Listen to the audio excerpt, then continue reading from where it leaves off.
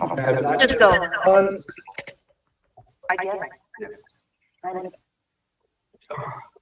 All right, thank you everyone for joining online. We have a bunch of people now, and we do have a quorum. So we will start off with attendance in the room, and then Dorothy, you figure out how to do it online. Mike Guida, start us off, please. Michael Guida with CORC. Holly Hahn, Office of the General Counsel. Michael Tubiolo, Construction Management. David Dolan, Facilities Management. David Porter, CORC. Barbara Myers, Construction Purchasing. John Cheshire, CORC. Dorothy Banashewski, Facilities Construction. In the corner, announce yourself. Preg Engineer for the Palm Beach School District. Michael Neal with Proctor Construction. Renee Ray with Randolph Construction Group. John Levinson, Rel Enterprises, representing Zescovich Architects and Warden Smith General Contractors. Bob Bliss, Office of Inspector General for the School District. John Southern, the Weiss Company. Jacob Katz, Pirtle Construction. Yolanda Fields, Office of Diversity and Business Practices. Patrick Some Office of Diversity and Business Practices. All right, we've got Lou Doctor. Okay, we've got Sam Shannon, Present. Tom Berger, Here. and Virginia Ferris. Go ahead. Good morning. Good morning. Okay. David, can I interrupt for 1 second before you even begin? Yes. Where are we as far as quorum? Am I the deciding quorum or is there more? No, you're it for now. All right, because I have a 10 o'clock depot. So if I could, anything that's going to require votes, can we get to that? In 1 hour, I don't know if we'll get through everything on the consent agenda. You got to do what you got to do. Hopefully somebody else will show up, but okay, I'll be quiet now. Okay. Yeah, hopefully we get somebody else and you can leave when you need to. All right, let's keep going then. I have nothing to report. Anyone with a conflict of interest for anything today? Not hearing anything online, no one in the room. CORC report.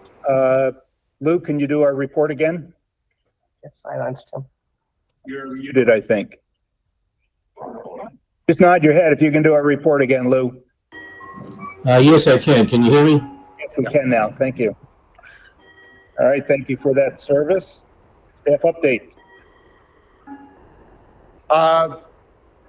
From my end, I don't have anything to report because I know we have a really long meeting today and I want to make sure we get to it, other than spring break. We do have a presentation that's going to be later on, and I know Mr. Sanchez is in the parking lot right now. It was just gate code. So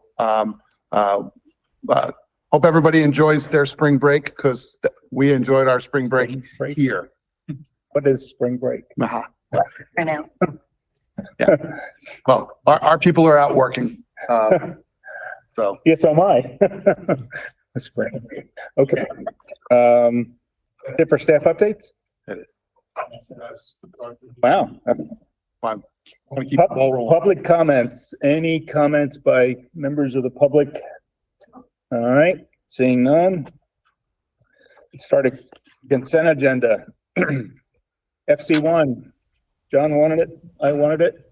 Anyone online? Gelfand. Okay. And Dorothy, that makes 8. Yes, and Bill's now 9. Okay. Tom Berger, you're clear to go when you have to. We have 2 spares. Yay. You go destroy somebody in a depot. FC2. Gelfand. Okay. FC3. Yes. Gelfand. Okay, also wanted it. Is that Gil? Yeah. FC4. FC5. Yes. Gelfand. And Virginia. Yep, got you. FC6. Gelfand. Yes. Virginia. Okay. Yeah. FC7. Gelfand. And John, okay. Be a long meeting. PC1. Yay. PC2, Yes. John?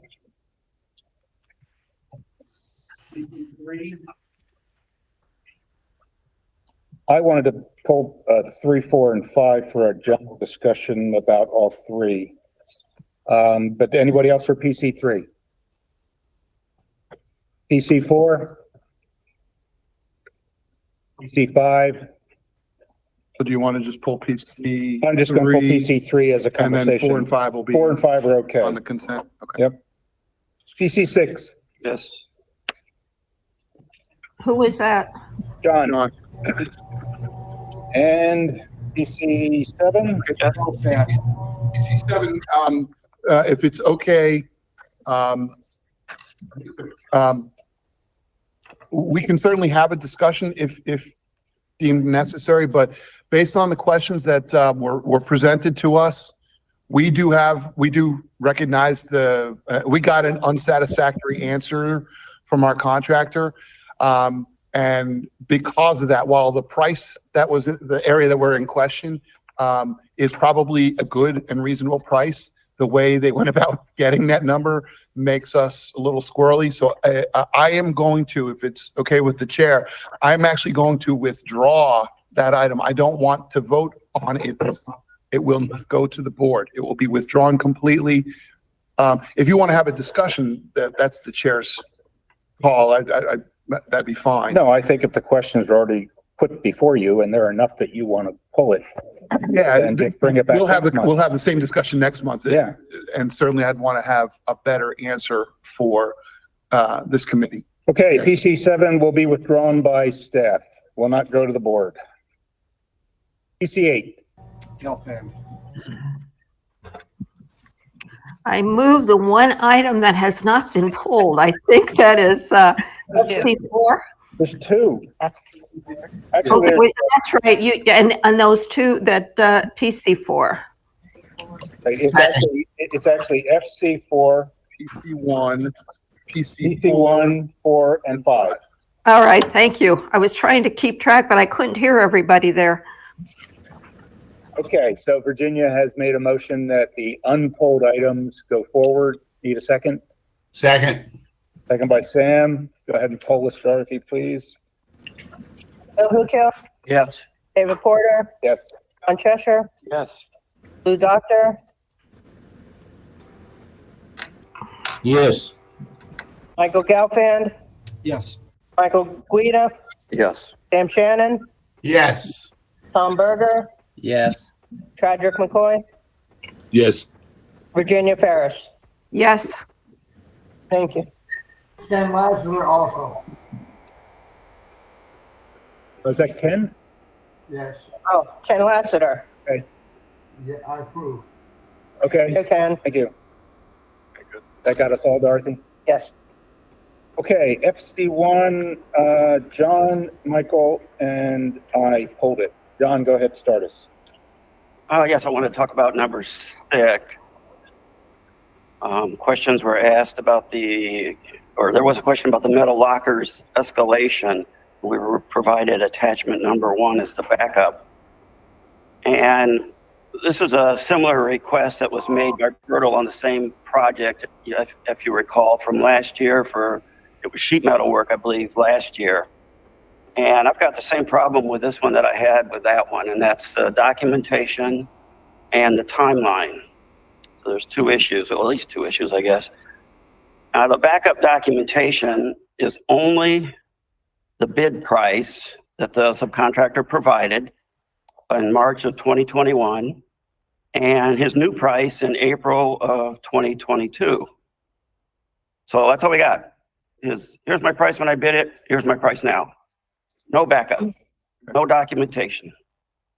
A question was asked of the $169,805 of his original bid price, what portion of that is materials? And there's no answer. We don't know. We don't know what the escalation is on the materials. We don't know what the original escalation was. So that's bad documentation right there. Now the timeline I want to talk about. So the subcontractor bid was dated March 9th, 2021. And he said in his standard boilerplate, my price is good for 30 days. So that'd be good till April 9th. Then Pirtle issues a letter of intent on April 30th. So they missed the April 9th date by 3 weeks. Big deal. But Dorothy, if you can go to page 25 in the attachment number 1. Just trying to. That's gonna take some effort.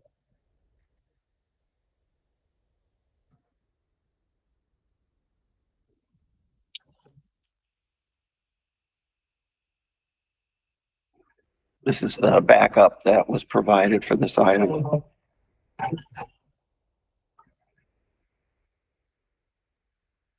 I'm sorry.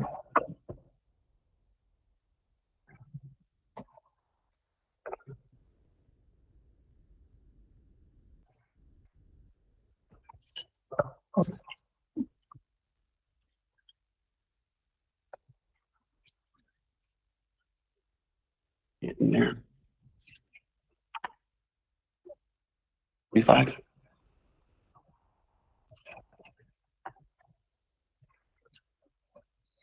And Oh, I can't see page numbers over there. Text him and see if he can answer. Let me do it this way.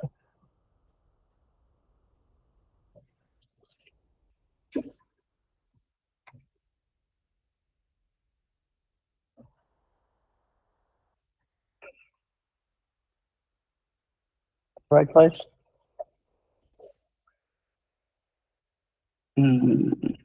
Page 20. Can't see the I pages. scroll down a little bit. That's 25, so. Yeah, that's it. Okay. So you're going to be scrolling up as I talk. And this is just the timeline. It says, this is on May 3rd. I think you were there, right there. Isn't that May 3rd? Scroll a little bit down. Next page down. Right there. Okay. So Pirtle sends the subcontractor a letter of intent dated May 3rd. And then if you can scroll up a little bit. I can't get mine to work. He replies back, package 10D, letter of intent 81. Well, this one's gone up quite a bit. The new proposal is 95,000. Then scroll up a little bit more, and he corrects that, and then next email says, no, it's really 92,460. So the price increased $11,000 in May of 2021. Difference between what he's bid and his 92,000 now went up $11,000. Scroll up a little bit more, and the next email, Pirtle pushes back. Hey, we got your bids, it's a 2-year project. You kind of honor your bids, we're going to rebid the package. Scroll up a little bit more, contractor comes back. Again, this is all on the same day, May 5th. Unfortunately, we can't do that, so I'll wait your direction, whatever. Scroll up a little bit more. Pirtle answers. No, I'm sorry, on May 13th, that's a letter from the subcontractor. And he says, hey, I haven't heard back from you yet. What's going on? Scroll up a little bit more. There's an email from Pirtle, June 29th, 6 weeks later. And Pirtle says, okay, send the backup for the lockers. Scroll up a little bit more. And the contractor answers a couple days later. Okay, here's my new proposals and price increase and a letter. And we didn't get those. We weren't provided those for some reason. So I don't know what's going on there, but it's not in the package, the proposals from then or the letter. So what we got is the new pricing in attachment number 1, but it's dated April 5th and May 27th of 2022, a year later. So we went from an $11,000 request back in 21 to now we're at 91,380, and there's no documentation how we got there. And I can go on. I'm just curious why this contingency use authorization is so late. The contractor signed it in June of 22, 9 months ago, and we're just seeing it now. I can't speak to either of those. I'll let Michael take over, but I know we do have, I don't want to put him on the spot because I know Jacob's in here, but I don't necessarily know that they have documentable answers. Angel's unfortunately out in the field working on a project and unable to be here at this time. I'm trying to get a hold of him. Well, one last thing, when this came up last year, it was in February of 22. And actually, Mr. Sanchez had to go to the board meeting for this one because they pulled it or something, I don't remember. And what Jill told the board was, I wrote it down, if contractors do not demonstrate by having substantial documentation from suppliers, we are going to say no. And here's another one. Okay. Well, this is under the FC1, and It's already been approved. we can pull that back. We can have them reconcile that information. If they don't reconcile it, we can pull that back from them. I guess to me, it goes under lessons learned as to now this is the second time. So how do we put things in place that, number one, the timeframes don't get stretched out this far so that the stuff is already spent and just been accepted instead of getting back here for a debate that actually can be worthwhile. Well, I don't know if it necessarily needs to be a debate here. I think it's a debate between staff and the contractor. Yeah. And that's certainly. But that's the lessons learned that we need. There's no question about it. We haven't learned. Well, I would contend, if this was the only thing he was working on, absolutely, it would be the back in the day. And I never want to go back to what it used to be like. But back in the day, we used to have a project manager, an SPA. And then we had field coordinators, project coordinators, and they were out in the field and took care of a lot of the details. And the project manager handled a lot of the administrative stuff to make sure that all that stuff was getting vetted. We have a different model now. We just don't have that level of staffing, and we do everything we can. The guys that we have, of course, I like to charge Angels probably our best at making sure we're building the right school, building the best school. Timing, he may be a little bit short. I think everybody on our staff is probably a little bit short. So we do have some efforts to go through to get our timing better on a lot of these. Okay, I don't question whether that's the number we wouldn't have had to have paid anyway.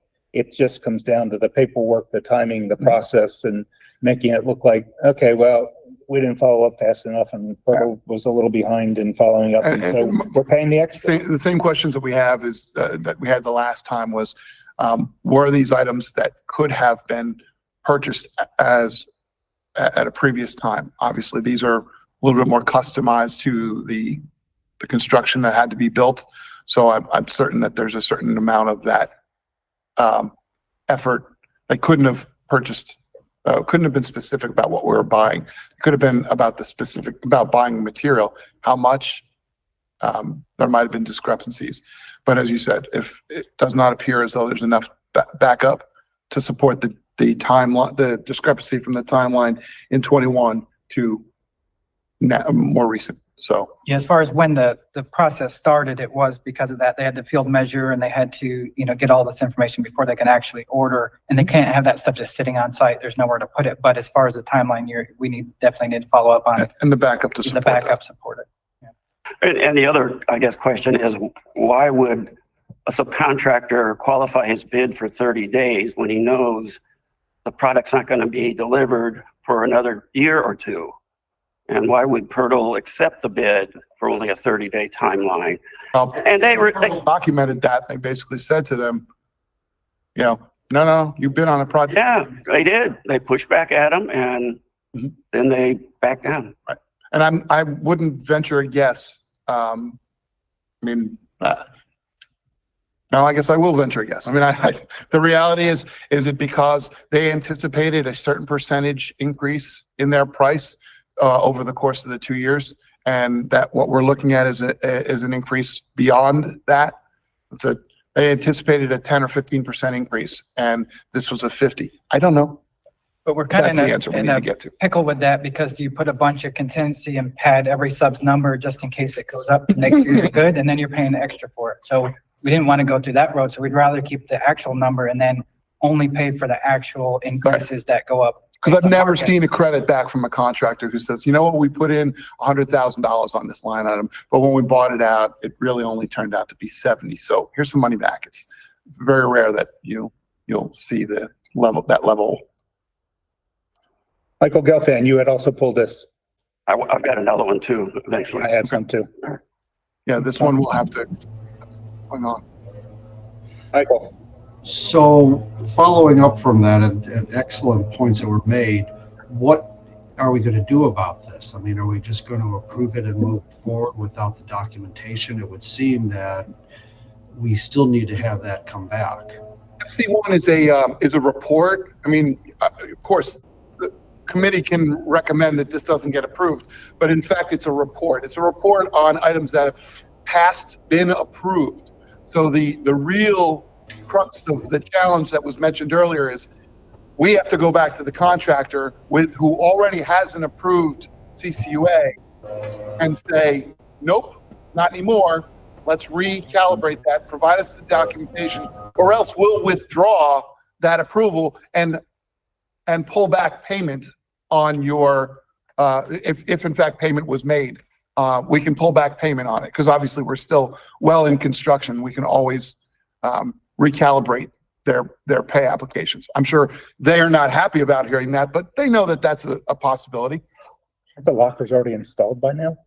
Yeah, it's a question of, did we pay too much for them? And if they Well, I can't understand prove that. this, Yeah. then I'm going to say to them exactly what Mr. Cheshire's asking us, is to say, no, well, then you don't get that money and we're going to recredit it back to our account. We'll take it back out of previous other items. So we will reconcile this, and ultimately that would be our intent, because it is an FC1 item.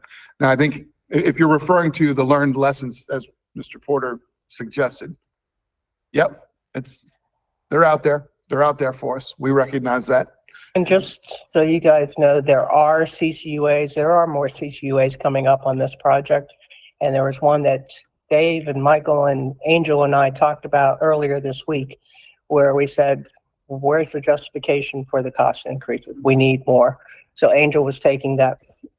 So we are asking the questions. So one of the things I had questioned, We're learning. and I'd like to see it on all the future ones, is tell us the percentage increase. Because to me, that's an immediate number. If it's a 50% increase, then it's like, whoa, if it's a 10% increase, that's to be expected. And so because we're just being given numbers and not necessarily in even the summary, what the original was versus what the new is, if you just say, here's what we have to pay now, and it's a 10% increase over what the other number was, to me, that question goes away. Oh, and it might even be the other way, in that the 10% increase might be the one where we tell the contractor, no, you take that one back. The 50% is the one where could they really have anticipated that? And that's where we have to consider whether it's fair. Right. We're being fair partners with our contractor to say, yeah, that was unreasonable. Also asking for them to show something, the publication somewhere, that cost of steel has gone up this amount in fiscal year 21 or 22 or whenever this was. That's what we were doing on our one earlier this week. Or like with the lockers, give us a quote from 2 other people showing that their numbers would have gone up also. And therefore it's an industry thing, not just one vendor. That's it. Mr. Sanchez. Yeah, I mean, these are all excellent points. And I think it's important also for us to make sure that we point this out to the board so that, again, when CORC has an issue with something that's presented to them and then it's presented to the board, it's our responsibility to make sure that we carry that concern forward to them. So whether that's done by your CORC member who's reporting to the board or brought by staff, we need to make sure that happens.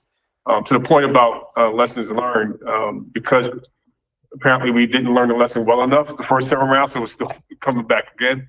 We need to make sure that we do a better job of doing that. So we'll go back to Pernal and ask for additional documentation. I'm sure that it sounds like there was more information available than it was presented to CORC. So we'll go back and get that information. So we'll make sure we'll get that right. We said that we're going to hold the contractors accountable, and we need to do that. So regardless of who the contractor is, I think there's more information out there that's going to help better justify this, because I don't want to we want the reputation for being fair. I think we had a reputation for being fair for our contractors, but we also don't want the reputation for being pushovers either. So, so we got to make sure we're asking these questions about our foul subs, and they're asking them of the suppliers as well. Don, you had more on this? Oh, I had on another one under FC1. Yeah, on this same school, on number 5, Dorothy, I had a question. South Florida Water Management wanted a hydrologic analysis for the on-site wetland mitigation area. That would seem to be something that should have come up during the permitting process. And is this a new requirement that, you know, South Florida is throwing in at the 11th hour and we will see it on other projects? Why is this now, you know, when the job's almost occupied, is this coming up to be an expense?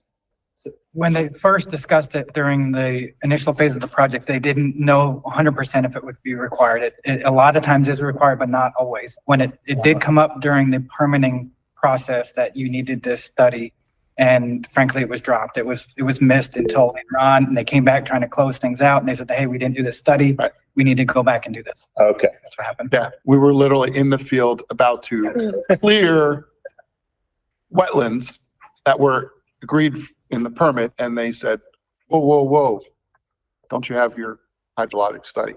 So, That's actually not completely true. well, I was at the meeting with South Florida when they were kind of pulling us on that. So, but go ahead. This was submitted back in February of 2021. And it was approved over a year ago. That's right. It was actually done back early in the construction. Oh, okay. It wasn't until we got to ACUA 5 and I was going through the log and I was looking for ACUA 3 and couldn't find it, that we realized it had never been reported. Okay. So it did actually come up earlier in the construction. My last item on this school, number 8. Excuse me, Dave, if I could. Go ahead. You have something on the same school? What is time zero monitoring? That's what I was getting to. That was my next item.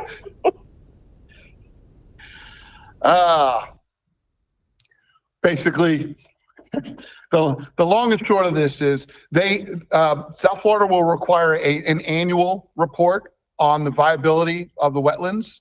If we've impacted wetlands or we've created wetlands and whatnot, when we do so, each year we have to report. We have to get an environmental expert to go out and grade each area under certain criteria that South Florida has. It's just part of the state requirements. And what they expect is a starting point. What did it look like when we started? So in other words, this is a baseline study. Sorry, exactly. My apologies. That's exactly what it is. It's basically a baseline and. All right, I'm okay. I guess my question. Yeah, I know where your question is going. Yeah. Why are we seeing it now? Why wasn't this something that is part of a checklist for South Florida Water Management District that, you know, would have been already included in a bunch of fees at the beginning?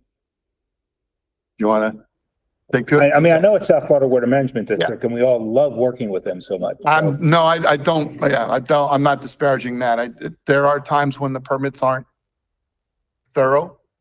The explanation I got was that they weren't at the time 100% sure that they needed to do this when they did their proposal to us. And then it came up later. So they being the consultants? Yes. When they proposed to us, they didn't know if it was necessary. So they didn't want to charge us for something that may not be necessary. Okay, but South Florida Water Management permits would have been submitted, like 2 years ago? Yeah. Why weren't they telling us at that point, oh, you're going to need to do this? This permit was, and I don't want to speak out of turn without Angel, but this permit was issued and then reconsidered and adjusted. It was not a smooth permit process. On this particular one, and because I know I was involved in this, Barb Conway has been there forever. But the people that were working for her, that were running through the process, they changed a few times. And so second round of people saw something different than the first round did. And I know because I was involved in a number of those meetings with them. Okay, is there any lessons learned here to try to, squeeze these people down to saying, look, here's what you're going to need, or they just do it because they can? Well, we were in a rush on this one too, so I won't contend that it's strictly them. Okay. It was, we had a school to open by August of 23. Yeah. And it was 21 and we needed to go. We needed to clear. As a matter of fact, Jacob, you can attest to this, but I don't think we actually even had the permit at the time we were pouring the first slabs. And clearing the wetlands. Oh, okay. We literally fenced off the wetlands area and we were building the slabs upward of that. And, we had the silt fence up, fabric, and we were getting to the point where, okay, now we need to start getting in there and clearing, and the permit still wasn't All right. issued. We had moved on. So it was, to a certain extent, us too, and that our timing was what it was. Okay. Anything else by anyone on this school? Not FC1, but just this school. We'll go kind of school by school. Okay. John, you had something else on this, and I also did. My next one was on Eagles Landing. Yeah, can you pull up that attachment too? You have Eagles Landing questions? No, Oh, okay. it's, West Point Middle School. It's, item 21 on FC1 had to do with the error in the plumbing bid. I just wanted to understand this one a little bit better. Got it.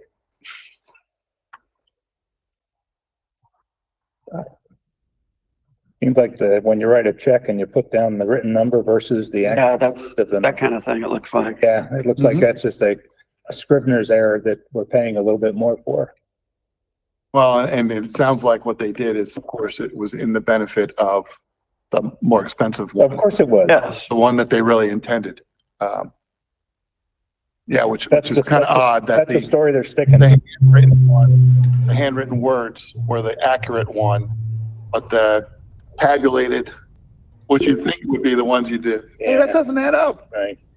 Oh, while Dorothy's finding that, this is Moss is the CM, and their letter to the school district says, due to a bid error between the written amount in words and the amount in figures, whose bid error was it? The contractor, I mean, it's the CM or the subcontractor, the plumbing guy?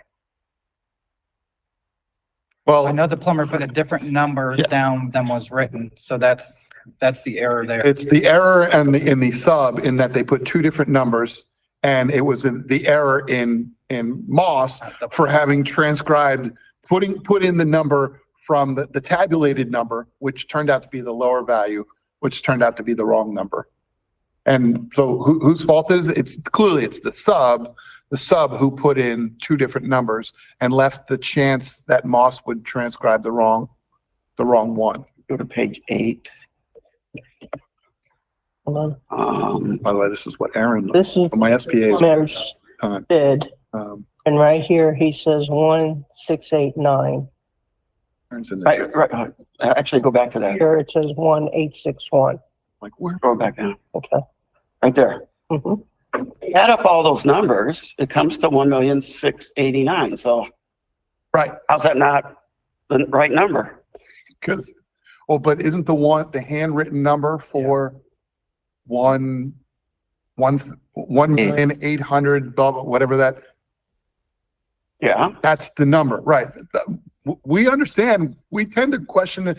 When Moss transcribed these numbers into their bid sheets, they transcribed them from here, what you would presume were the right numbers. But it turned out that the handwritten number was but the one that they the was, part that I don't get when it turned out, how did you get to that? Right. There's clearly a tabulation right there. Yeah. What's that say? Building 1, building 2, that's why, 3, building 4. It all adds up to 1,000,006. which is not what the written word part is. Understand, but if all the math works out. We understand. Then I would say that's correct, Right. not the written word. And up I know in this, have the other base price. Right? That has no substantiation, Yeah, how do you get to that number? right? from what they explained, they went back to all the bidders on it and re-qualified their bids to get to an accurate number. That was what was explained. Kind of like you would do, you verify like we want them to verify all your bids, and that's what they then negotiate with everybody and got the best number for us based on all the bids after this error. Well, it's not the best number. The best number is the 1,000,006.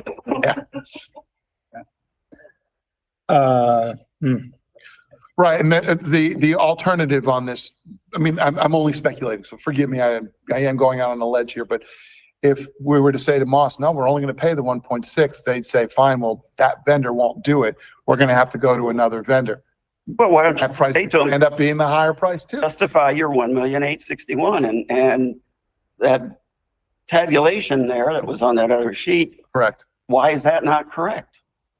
Yeah, that would be one approach to say, okay, fine, verify. Tell me why the one. Validate that number and give me the backup to prove it, because here's your math, and your math doesn't prove right there that you're gonna get the 1.8. Somebody broke it down between building 1, 2, 3, 4 and the site.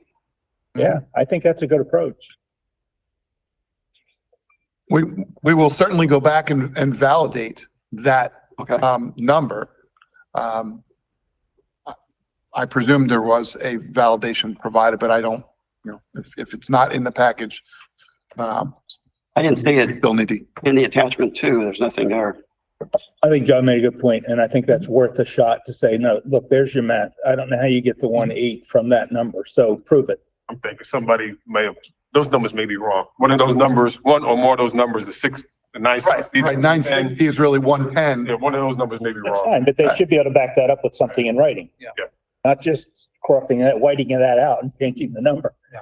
It should be an actual document of a proposal from somebody that they're gonna be able to put down the right number. And that's fine. We're just willing to pay the right number. Right. John, you done on FC1? I am. Dorothy, I had something on number. I have a follow-up on that one before we. Okay, Mike. And Holly, I didn't have a chance to ask you about this. Is there a reason why we continue to have text numbers as well as Arabic numbers to stop these types of problems? I know I've just gone to numeric numbers in contracts. I mean, we certainly could change them. It's just, we have a template and it's kind of formatted the way it is. But if, staff wants to tell me to change it to however they want, we certainly can accommodate it. It's just, it'll be a process that'll be implemented, as new contracts come up, because we have so many existing contracts. It just seems like it's a legal question, and not that it's a legal question, it's more of a, how does the prime contractor want to put their bid packages together and demand? Like, is their bid package a standard tabular form, or is it a tabular form? So just cutting to the chase on this, we've identified a problem that is what I've seen as repetitive in other areas. You have a template, and the question is, are you going to change the template and request your contractors? You guys make the policy decision and let us know, okay? I defer to. Yeah, We'll take under advisement. sorry, which template are we talking about? The contract template on Yeah, this. this isn't a contract. This was a bid tab that a contractor or subcontractor We don't put together. So We don't- those go to CM's sub bids. All we would need is one clause saying only your written numbers are going to be valid. Yeah, I mean, this is something that goes back hundreds of years when people didn't know how to read or didn't know numbers, and time has changed, and I don't want to kill this horse too bad. I've made the suggestion. You Yeah. guys, deal with it as you want to, okay? No, and we appreciate that. I do appreciate and understand where you're going with that. That may be the best answer, is just a clause that says your written numbers count. Dorothy, you go to number 9 on this one on the left piece. That's the last question I've got on FC1. We're seeing over and over and over and over on almost every FCA project where we're getting change orders for inaccessible air handlers, where we then find other things that cause other costs. I think for every new FCA project where we're touching AC, we need to make the effort to do constructive investigation of one air handler to find out what we're running into. And it's every job. And go ahead. Yeah, I mean, it's hard when you do destructive work into an existing school. You're disrupting everything in that school just to find out, because what you have in one doesn't translate to the other. Sometimes it does, sometimes it doesn't. What we're really pushing back on is that anywhere that's accessible, they get into, do a full study. And we've kind of taken the approach, if they have to do destructive work, not to do that at this point, but we can reconsider that. That's kind of our line that we've been holding. In this case, they would have had to actually open the equipment and look at the wiring, which was Inside the air handler? Yeah. And above. Okay. This was in this particular case, but your point's taken on. Either that or each one of the FCA jobs, we just need to put in a decent contingency for HVAC because again, this is a dozen projects that we've had this. No, you're absolutely right. And we try, but then we come up with a CCUA that says, hey, these were unforeseen conditions and these are going to be the questions. How do we keep having this? Because we just can't see what's in there. All right. Yeah, you're right. It's a self-fulfilling kind of prophecy, right? Okay. Anything else on FC1? Yes. Question with 17 Plumosa, the smart board. Understand the desire on the point to, bring something in, but the consideration of when you bring in something that doesn't fit, what the collateral damage is going to be up front. Mm-hmm. Yeah, Michael, the only thing I can say on this one is that it's the first time we've ever had kind of a change order to address a smart board. Yeah. So I don't think this is a chronic thing. I think this is just a one-off oddball. Yeah. All right. And I think that after they received the larger board, they just wanted the room reconfigured a little bit that they would have probably have done anyway if they had gotten the smaller board. They just kind of, oh, wait a minute. Now the bigger board's here, we're going to look at it a little closer. Right. Okay. And then on Seminole Ridge on page 11, item number 4 on change orders. It's not that I'm just a tree hugger and all, but this just seems to be to save the tree, we had to kill it. Thing. In something like this, so we had to get rid of the tree and then we had to fill it in, just a thought, maybe planting another tree in its stead. I'm not going to hold this thing up, but that's just one of my thoughts on it. Michael, I walk through that courtyard twice a month in my trek out to the construction academy, and why the rubber trees put in that courtyard? I think they're live oak trees and they haven't gotten much bigger than the day they were planted 18 years ago. But the roots underground destroy. It's like little 4 foot by 4 foot cutouts in a gigantic slab that looks like a prison compound. It's so large with these, little oak trees that are still only 4-inch calipers. So Dorothy just finished working on Dwyer. Same kind of thing. Yeah. So those trees just destroy that whole courtyard and creates risk management issues for us because everything gets popped up and trip hazards, and we've had issues. Sounds like you're learning the lessons that associations did 20 years ago on what were supposed to be fast-growing trees. And we also had an issue with the architect on this particular project. That was Jim Kennard. Yeah. We have had discussions internally about really taking a closer look about getting into the specific types of trees that we want at which locations, because there's not enough in our standards to improve it. So we're looking at modifying our standards. Yeah. Very definitely do that because probably where many of the people at this meeting live, you've experienced the problems of trees being planted in the wrong place or the wrong type, and the problems created by roots as well as debris from the tree. So without killing this thing, look at it, look at what developers of projects are doing now and get their lists. Yeah. All right. If it's appropriate, then I'll make a motion that CORC has no objection to the board considering FC1 with the exception of number 6 CCUA 12. That's my motion. Remember, I can't have exceptions. Forgive me, not that I disagree with your concern, but I need to have up and down votes. Like if it's an exception, the question is it really approved, or is it approved except for that?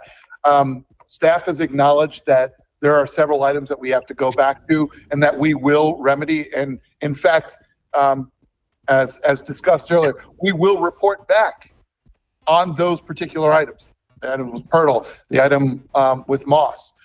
We will report back with the details to the committee, but having exceptions makes it a squirrely, like an uncertain direction as to what the board should do with the item. Should they accept it? Should they not accept it? Should, I mean, if you want me to make a suggestion that they not accept it because it's not. no. I'm not looking for that. Excuse me. The report from staff is that it's not ready for prime time. All right, so that's why this is made. It can come back and you put it on next month's agenda. May I say something to this effect? So these items for FC1, they're all approved by delegated authority. And the goal that we try to meet is to have all of these items run through, as many as can possibly run through purchasing before they get to the board. So some of these I have, for these change orders, I have the purchase orders already completed and dispatched to the vendors because they've been approved by delegated authority.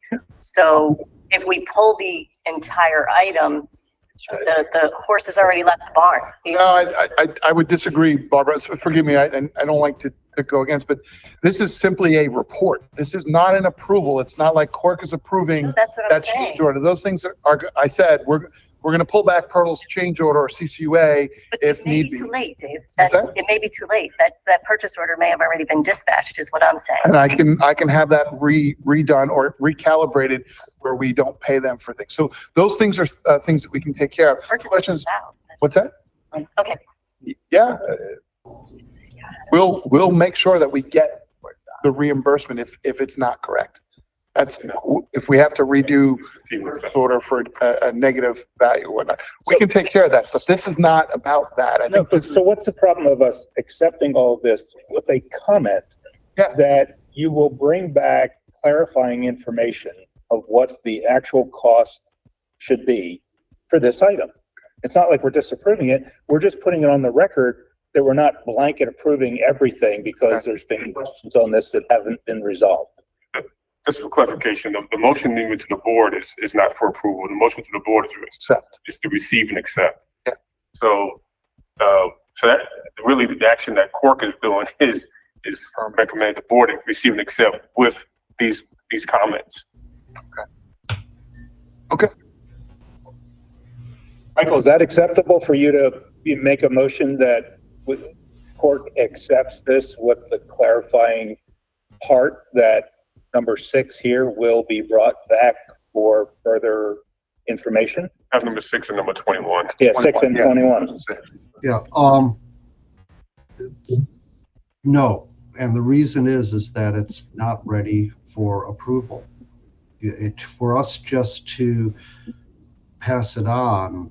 But it's been approved. It's already. I mean, the superintendent approved this. Then we shouldn't even be voting on it. I mean, we've been through that discussion in the past. It's already been approved, but to the extent that they're asking us to, wave it forward, it's not ready for that. And I'll just vote no on the thing and you guys can approve it. But I'm sorry. I mean, if it was ready, we vote yes, but it's not. I mean, it might be something where the board has to give us further direction on whether we should be looking at the contingency expenses because we're coming up with these comments all the time. And yet it doesn't really matter because these have already been approved under the policy to go forward. Mm-hmm. And yet when we raise issues like this, then we end up with these debates. So maybe the board doesn't want us to look at these and therefore they get approved. I think there's real value in CORC looking at these things. I mean, I've always valued CORC's opinions and thoughts on these.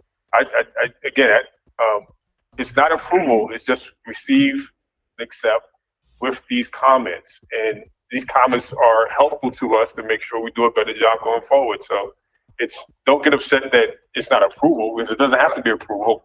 Policy says all you're doing is receiving a report.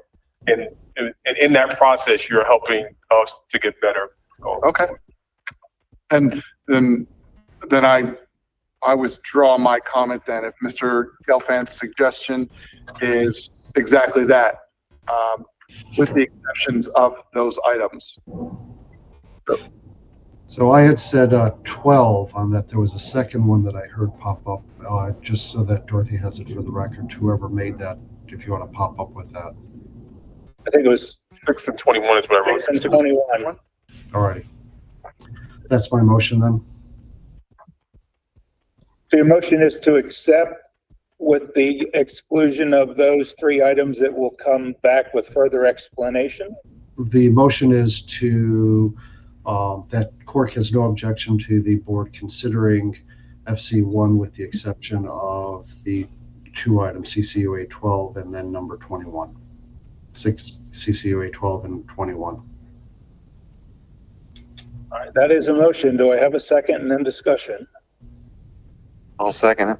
Second by Mike Guida, discussion. What does the board do with that when we say 3 are excluded? Mr. Sanchez, you have any guess as to what that means to the board? 3 or is it 2? I'm a little confused. 2 items, 6 and 21. Okay. Or the 2 items. What does the board do with that information? They hold us accountable like you guys hold us accountable, which is, report. They may want a workshop. They may want a written report from us. Right. Okay. Prerogative. And that if I may, that would likely be my hope is that next month I come back to you and report what 6 and 21 are, and then Mr. Doctor's report to the board can identify that those 2 items were satisfactorily, knock on wood, satisfactorily responded to and provided information to court. I have to thank staff, Dave and Joe, your last comments about the value of our review and not asking the board, in essence, to shut this down. Sometimes it may seem excruciating when we're dealing with relatively low dollar, but this is where we catch things and make recommendations to avoid larger problems down the line. And that's why I personally, put up with it, if you would. I guess on staff's part, I mean, the board looks at these 2 and says, wait a minute, CORC had big questions on these. We're not going to pay those until next month. Then that's for you guys to have to kind of intervene and resolve. It goes back onto you. And Holly? I would just like to make the comment that I think in order to align with the board action, as Mr. Sanchez says, I think the proper motion should be that you're going to receive and accept with comments on items 21 and 6, as opposed to, I think the words floated around were excluding or something like that. But I think to align with the action of the board and also with the policy, CORC's policy, it should be that you're receiving and accepting with comments on those specific items. I appreciate the thought on that, but I've already explained why it's not ready for prime time. And if someone wants to move to amend my motion, which has been seconded, we can hear it, but I'm not going to agree to it. Okay. have a second.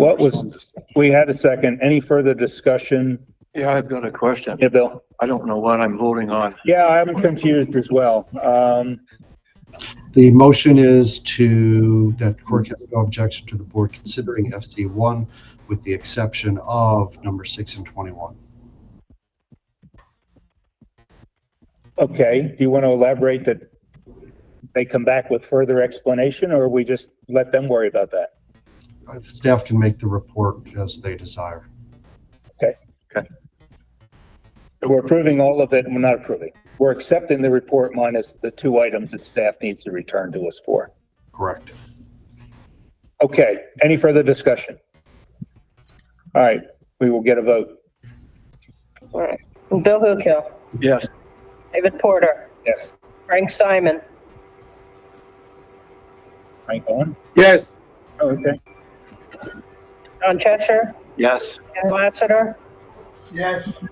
Lou Doctor. No. Is that a no? No. Okay.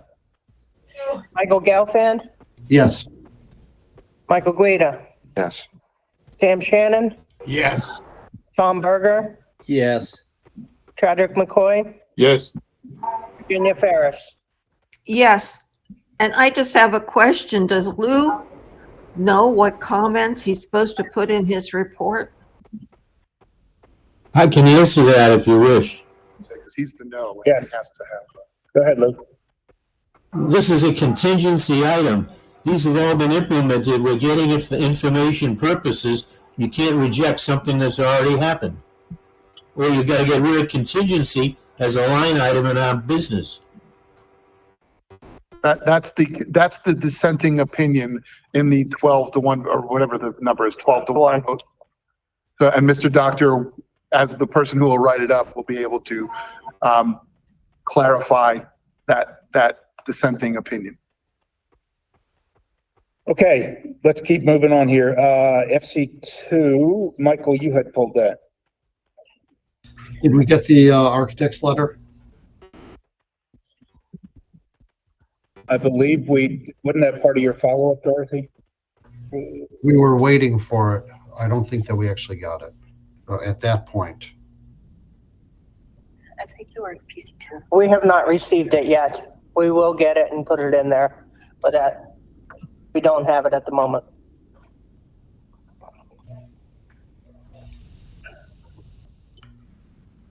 Staff, what do you want to do without the documentation?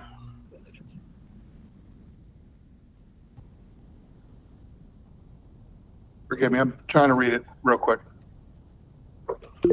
Oh, this is the deli item? Yeah. Yeah. How about a motion that CORC has no objection to the board considering FC2 subject to receiving the architect's letter? But what letter are you talking about? There is a PGAL letter in. Here it says, Is that what you're referring to, sir? it's the verbiage in here. It says it does not represent additional costs to the school district other than value added. But it is a design error, so it does represent additional. Okay, they need to change the language in their standard letter. Have them redo the verbiage on it. Yeah, then Mr. Gelfand, your suggestion would be acceptable, if that's okay? So I make that motion. CORC has no objection to the board considering FC2 subject to the receiving an acceptable revised architect's letter. Yeah. All right, need a second on that? Second. Second by Virginia. Any discussion? All right, we'll vote. Dorothy, please. Bill Hookhill, Yes. David Porter, Yes. Frank Simon, Yes. John Cheshire, Yes. Ken Lassiter, Yes. Lou Doctor, Yes. Michael Gelfand, Yes. Michael Guida, Yes. Sam Shannon, Yes. Tom Berger. Yes, and I'm signing off, guys. I'll see you soon. All right. Thank you, Tom. Thanks. Chadwick McCoy, Yes. Virginia Ferris. Yes. Yeah. Okay, FC3, John, Michael, and I pulled that. Go ahead, John. Dorothy, could you go to your responses to the questions? Page 4. Keep going, I think. Right. Well, that's been done. Can I just ask you what is a plasma cutter? I believe that's a torch for cutting metal, isn't it? Yeah, it's a table. But it's a laser cutting device for metal. So you can get fine corners, cuts, angles, and you can even have it computerized so that It's CAD CAM. CAD CAM. Computer can control real finite cutting of metal with a laser torch. Yeah. Sounds like something that Lieutenant Scott on Star Trek would probably deal with. He would have loved to have had one. And you know those really cool signs that you see, you can have customized signs cut out the negative out of a sheet or, Dave's Place kind of thing. This can do that kind of thing. It can do very precise, very intricate cuts that are a lot harder to do manually with saws and devices like that. Done. Yeah, I don't have a problem with installing the plasma cutter and the air compressor. It's just the manner that we're doing it. We gave or the district gave the reason under the design change order that it was a school district request. Now that we have the contingency use, they're saying it's an unforeseen condition. Yeah. And the reason is because it's the district's intent to utilize the available contingency funds. So it's like it's a shortcut. You should have a change order, because scroll down a little bit further to the IV, keep going.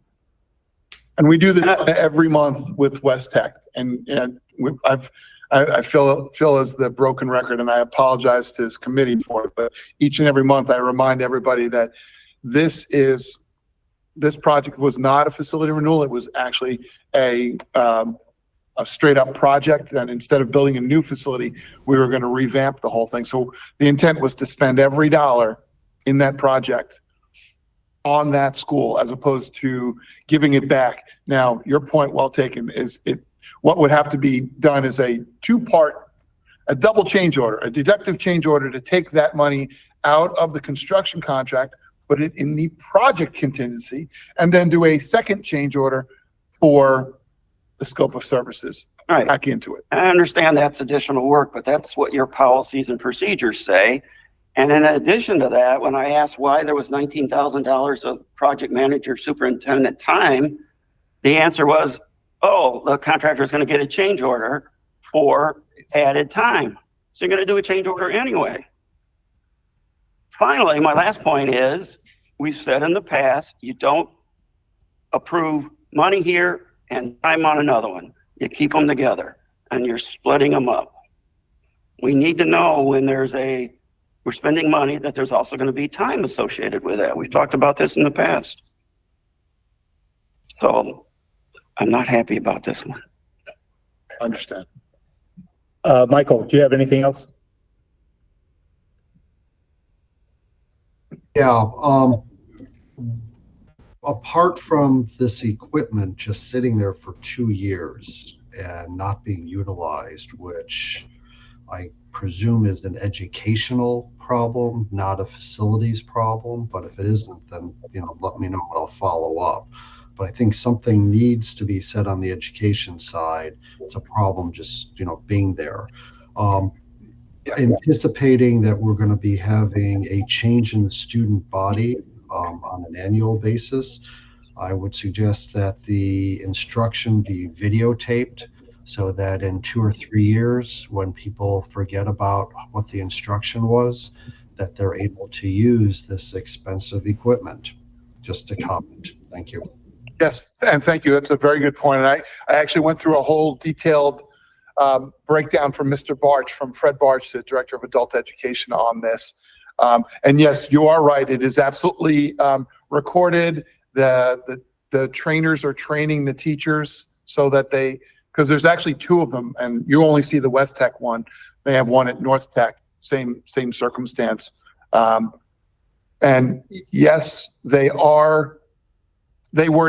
have been advised. This was received through a Pathways to Career Opportunities grant, and they have now been advised, don't ever get a grant and apply for it without including the cost for installation as a stipulation, because their grant was specifically for equipment, materials, and supplies, and it doesn't say anything about installation. So yes, it was a mistake on their part. They now know going forward, anytime you get something like this, please make sure you have the cost of installation accounted for. Yeah, a comment I had, Dorothy, you can go to the cover page of this one. Go to where? The cover page of this FC3. There you go. I just found $136,000 for some electrical work to do nothing more than installation. A really big number. That's not the cost of the equipment. That's just installation.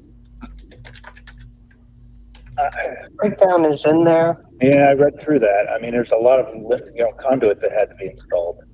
They have to actually provide a new switchgear, new transformer, And upgrade the electrical service to get it done. Wow. Okay. And hence why I said to Mr. Barge, going forward, please include installation costs, because if they had extra money, maybe they would have only bought one, but they would have bought one with the installation costs, and it wouldn't have sat around for 2 years. How many do they have? Two? They had two. Oh, They purchased two on the grant. well, that would make sense why they had to increase the electrical surface then too. Okay. So as I say, Mr. Gelfand's suggestion of making sure the academic side knows what they're getting into when they go these routes.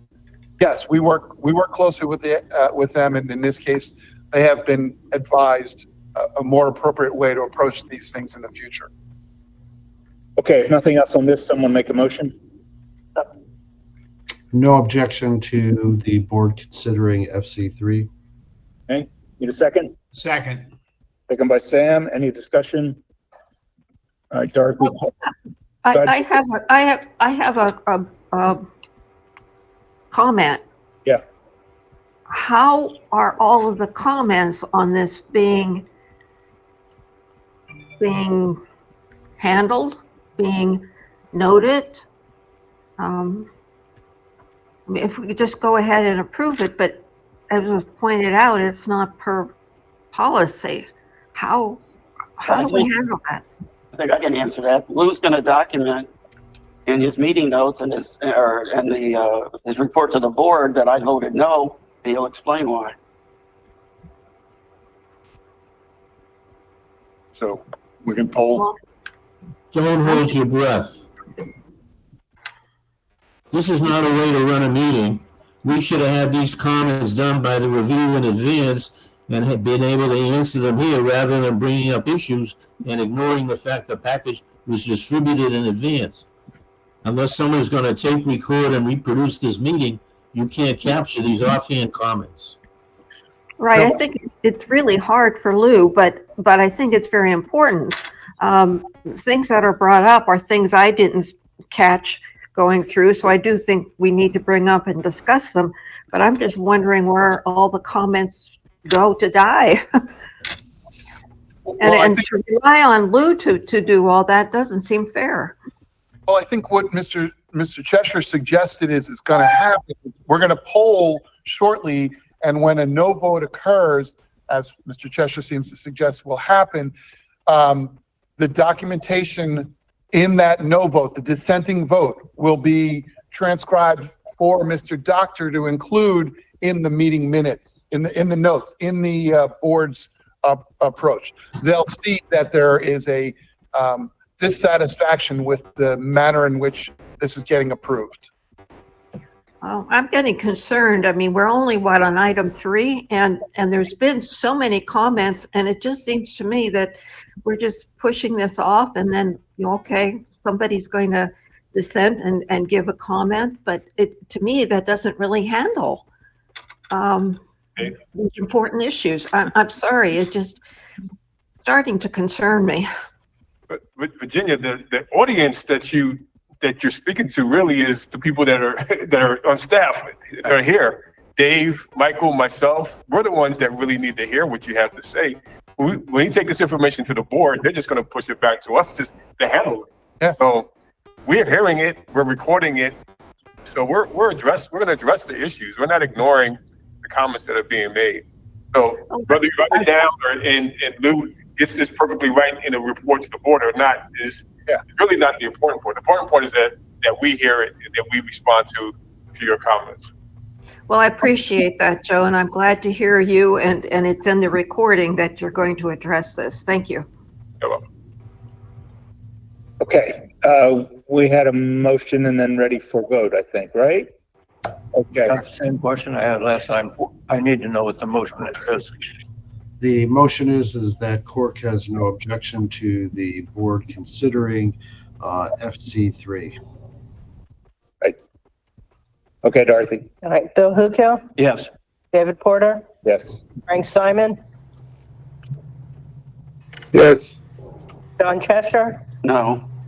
Ken Lassiter, Yes. Lou Doctor, Yes. Michael Gelfand, Yes. Michael Guida, Yes. Sam Shannon, Yes. Patrick McCoy, Yes. Virginia Ferris. I'm of two minds here, but based on what Joe just said, I'll vote yes. That was 10-1 with John dissenting. John, you want to summarize your dissent? Yeah. Yeah, I believe this should be a change order because it's an owner requested change and that there's added time associated with the cost, which will be on a change order. And they should be on the same change order. Okay. As a note, that has to be included in the minutes of this meeting and explained to the board when the presentation is made to the board. Because they have to explain each no vote to the board. That's correct. That's correct. Like FC1. Yep. Okay, FC4 was approved. We're down to FC5. Virginia, you go first because you also pulled this one. I'm interrupting Okay. again.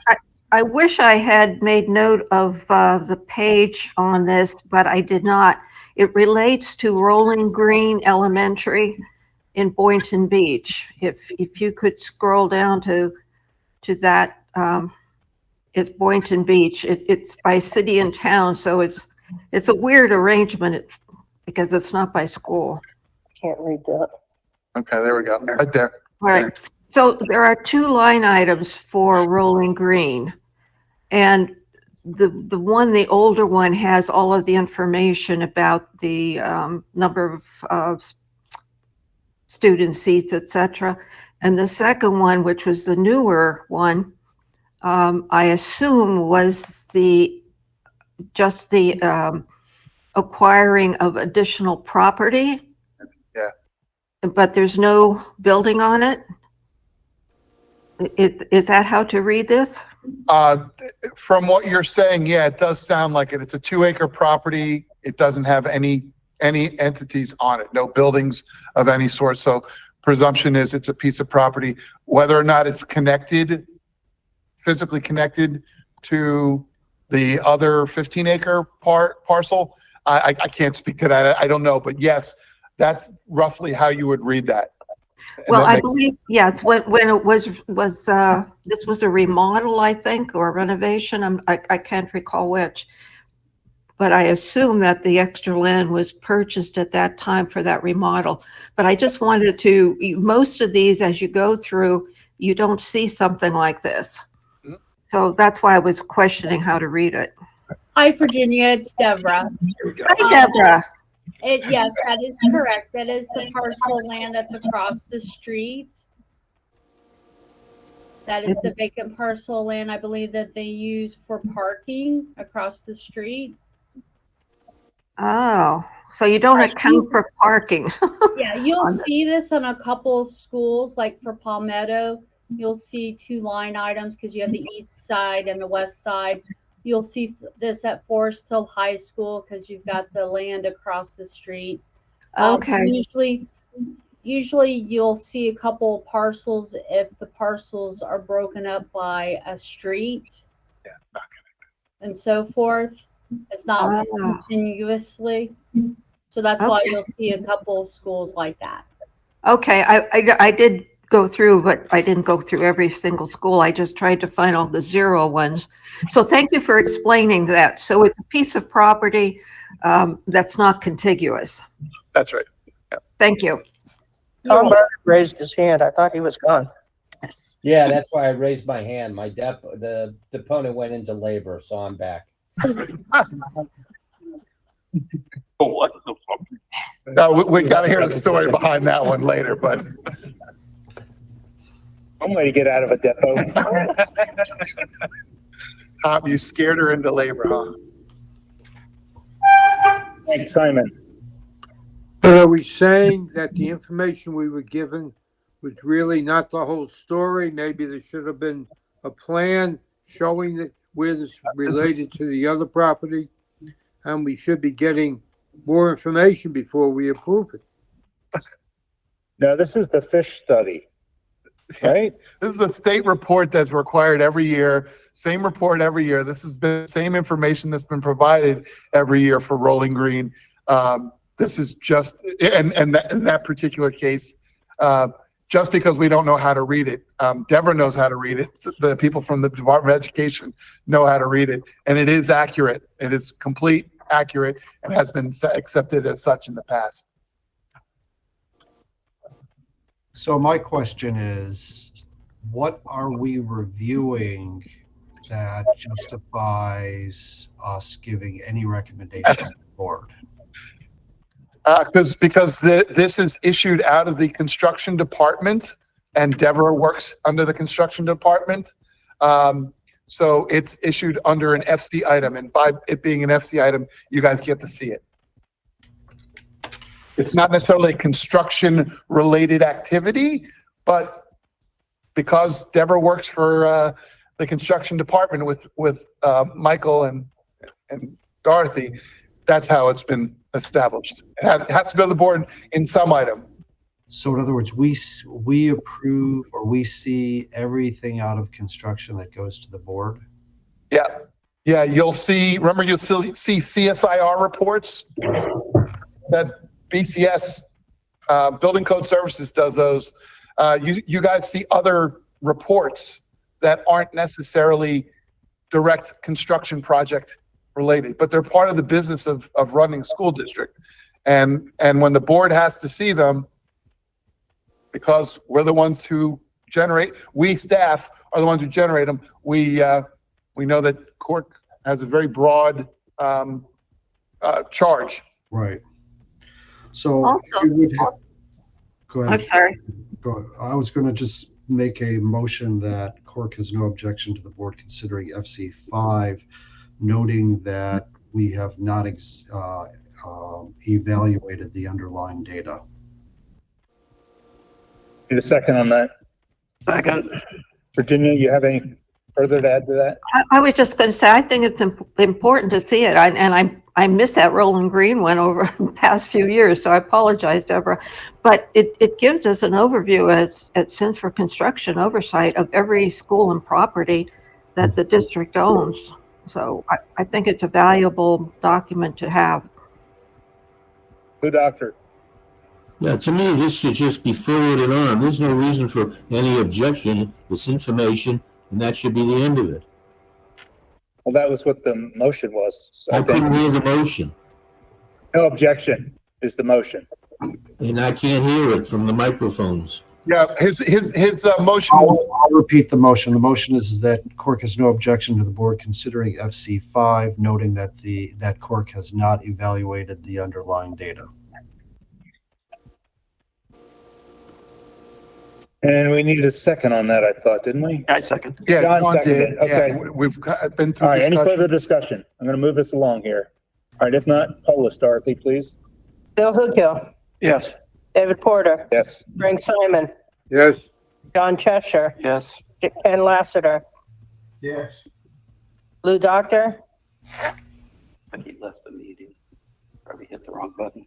Okay. Michael Galfand, Yes. Michael Guida, Yes. Sam Shannon, Yes. Tom Berger, Yes.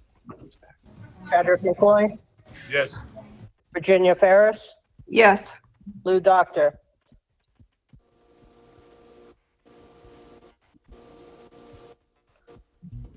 Lou, you're muted.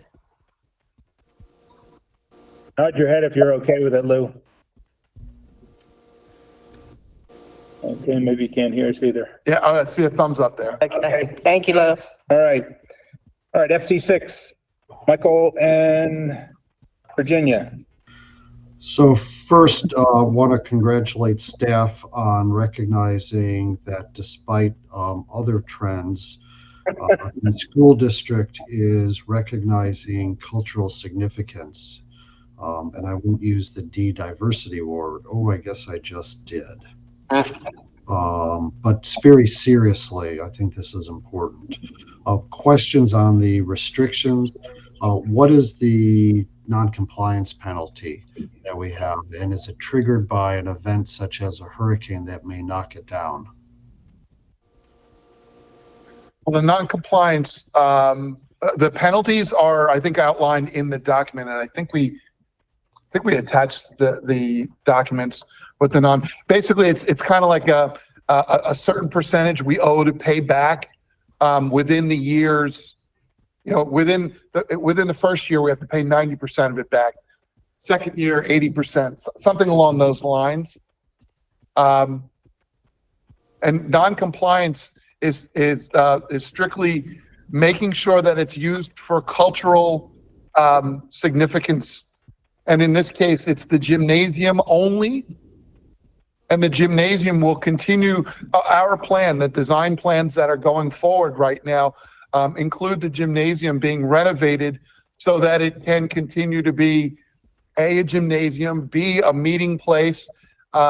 It's very likely that we will have cultural, historical artifacts displayed in that gymnasium so that it will continue to be like that for forever. I mean, far beyond the 10-year term of this. So, but if there is like a hurricane issue, are we still stuck with that, or? You mean to rebuild it as it is, or because the grant's for the design of it, not the construction. Yeah. So the hurricane won't affect our timeline, but are you referring if there was a hurricane, if we had to rebuild it the same way? Right, exactly.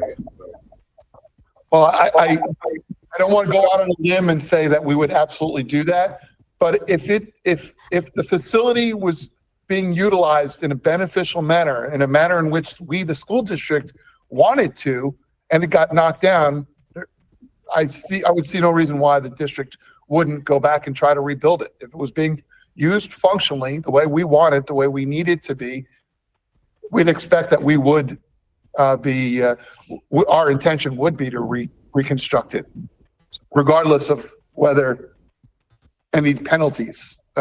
We wouldn't consider it any penalties because we'd probably rebuild the thing anyway. Alrighty. Would suggest that there be an exploration also as we provide this for historical significant purposes, that there be, some installation on there as to why this is historical, including the fact that historically the state of Florida segregated its schools and only recently has that changed, and the impact that has had on the community. But I'll just make a simple motion at this point. Excuse me, but I pulled this also. You pulled this also. Sure, go ahead, yeah. In fact, I think I pulled it before you did, but that's fine. I pulled it because I also wanted to congratulate staff on getting this grant. And my question was on the timelines that are in the grant. It says it comes from 2021 and it's supposed to be finished by June of this year. That is correct. Can you explain those timelines? Is that because our design started back in 21?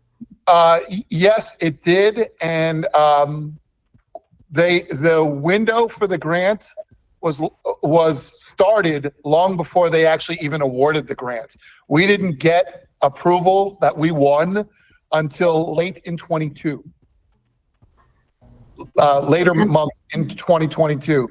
Now, the good news is we are on path to be able to, because it's only the design, we are going to be complete with the design before the June 30th, 2023 deadline, and we'll be able to submit basically the way grants work is reimbursement, right? We the district, pay the consultant, we take their invoice, and we submit it to the state in order to be reimbursed through this grant. And we will be able to, as soon as this gets approved by the board, accepted by the board, it goes up to the state, it becomes active, and we will immediately start submitting all of the invoices that the consultant has already put in. The architect is already well on their way to completing the design. They'll be done with their design by June. So where it gives the timeline for getting a portion of the grant for submitting each document, what you'll do is submit I think it's 4 of them, all 4 documents at the same time to get the full amount? Correct. All right, thank you. And my other question was, how will this be handled? Who will be doing the programming? Who will you be having anybody special with the background, having the exhibits, the dances, the various things that you want to put on for the community, or will it be that the community will do these types of things? Do you want to? I mean, we're only talking about designing the space. Yeah. Right now, so we're not Talking about the use of the space, it's a different animal, but Yeah, I mean, there's a whole program. There's a whole conversation about working with the city of West Palm Beach, law firm, Okay. and the Sparta Foundation, a whole bunch of others that's gonna address a bigger picture, museum, library, and stuff like that. So there's more to come on this project for sure. I realized that it was off schedule, but my interest was there because of the what I was able to do in Boynton Beach, taking that old schoolhouse and turning it into a children's history museum and learning center. So I apologize for the question because it's not really construction, but I was very, very interested in it. So I do move that this go forward without objection. All right. Can I ask a question very quickly? Yeah. Yes. How likely is this to get a bunch of pushback because of our new statute that may go into effect any day? I think we leave that alone. I don't think that's really a construction related question. Well, here's why it is. There's cost that get involved every day. I say we approve it and we approve it quickly and we move forward with it as quick as we can.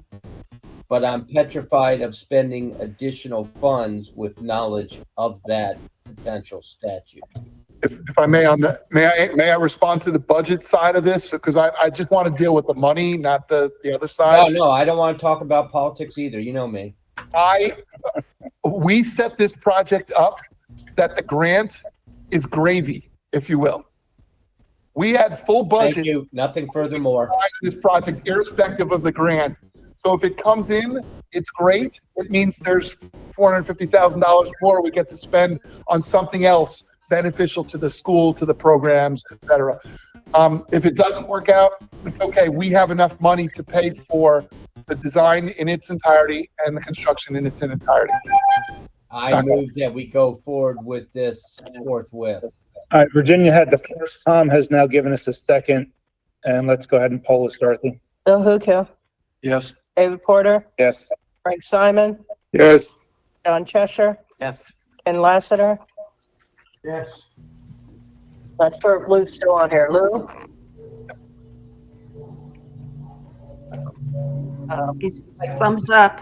Okay, thank you. Michael Gelfand, Yes. Michael Guida, Yes. Sam Shannon, Yes. Tom Berger, Yes. Roger Boy, Yep. Virginia Ferris. Yes. Thank you.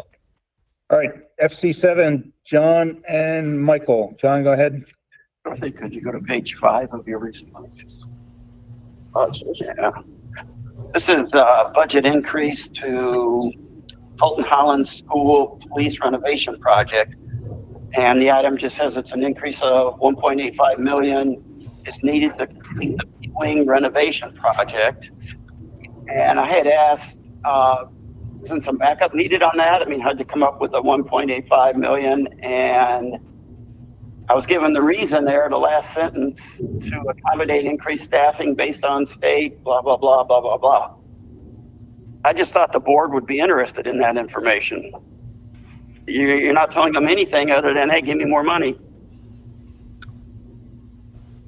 Well, okay. I understand what you're saying. I appreciate your comment. All right. The premise behind this was it's a long-standing project that's been on the capital budget for several years. And each year when it was moving forward and had varying scopes, kind of meandered one way and another. And we're now in a position where we're moving forward with it. It's a standalone capital budget line item, hence why the need for an agenda to request additional funds. Normally, if we were actually taking this as a standard GMP an RFP selection process, we would take the budget adjustment at the same time as the GMP. In this particular case, this item is not, this is the GMP that will be signed administratively, but the budget still has to be approved by the board. Okay. Right. And I understand, that's why I said, my first comment was, I understand and appreciate your comment. Michael, you had pulled this too? So what's the backup that we're approving? There is no backup. There is no backup. Because there is, it's just like the capital plan. If when we bring the capital plan forward, you see the capital plan as a series of numbers, dollar values. The backup is the knowledge that projects are planned for and needing additional money. That's the extent of this. It's not that we're providing support that says, well, we need exactly, you notice it's 1.850. It's not that we need 1,769,322. It's a budgeted value for that project, to be able to complete that project. I've made comments before on the so-called security budgets and expenses without backup and without oversight.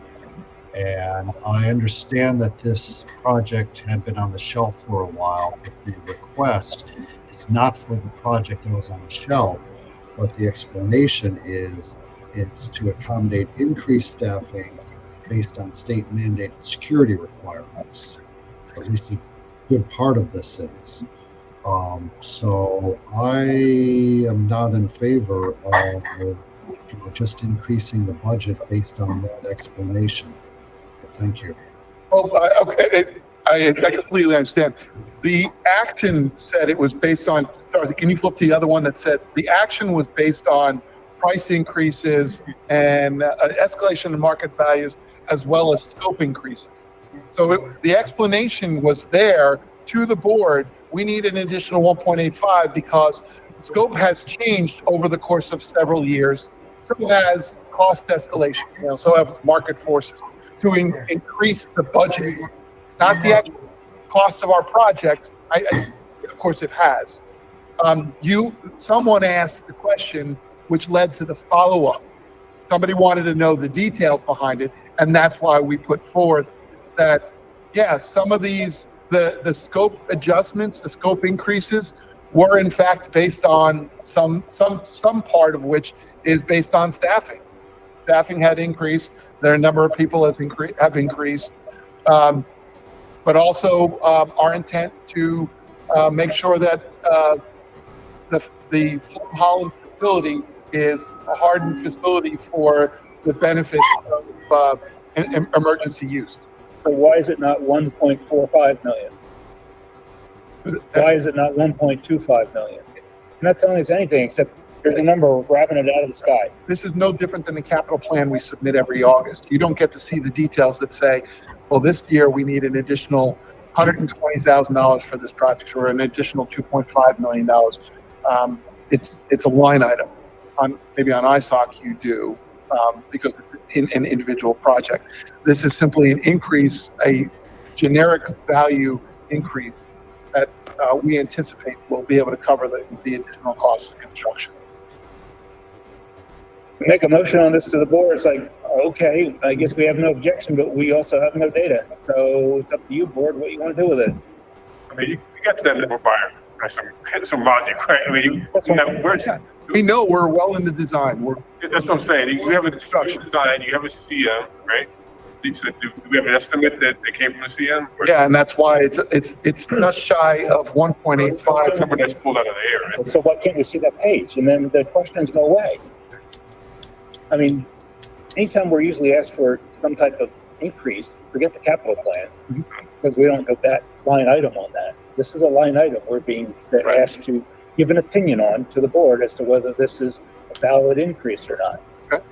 I think, a one-page estimate from a contractor saying, look, we had 4,000 square feet before, now we have 6,500 square feet at this dollar per square foot. That's how much more money we need to budget. That's the answer. I mean, this is 67%, 2/3 increase in the budget. Yeah. And yes, it went up considerably, and it went up because we had never adjusted things over the years. When this project was initiated in 18 or 19, it never really got updated. I don't have a problem with the number. It's how you determine the number to come to that. I mean, that isn't just grabbed out of the sky. It's based on inflation. It's based on extra scope. It's based on extra square footage.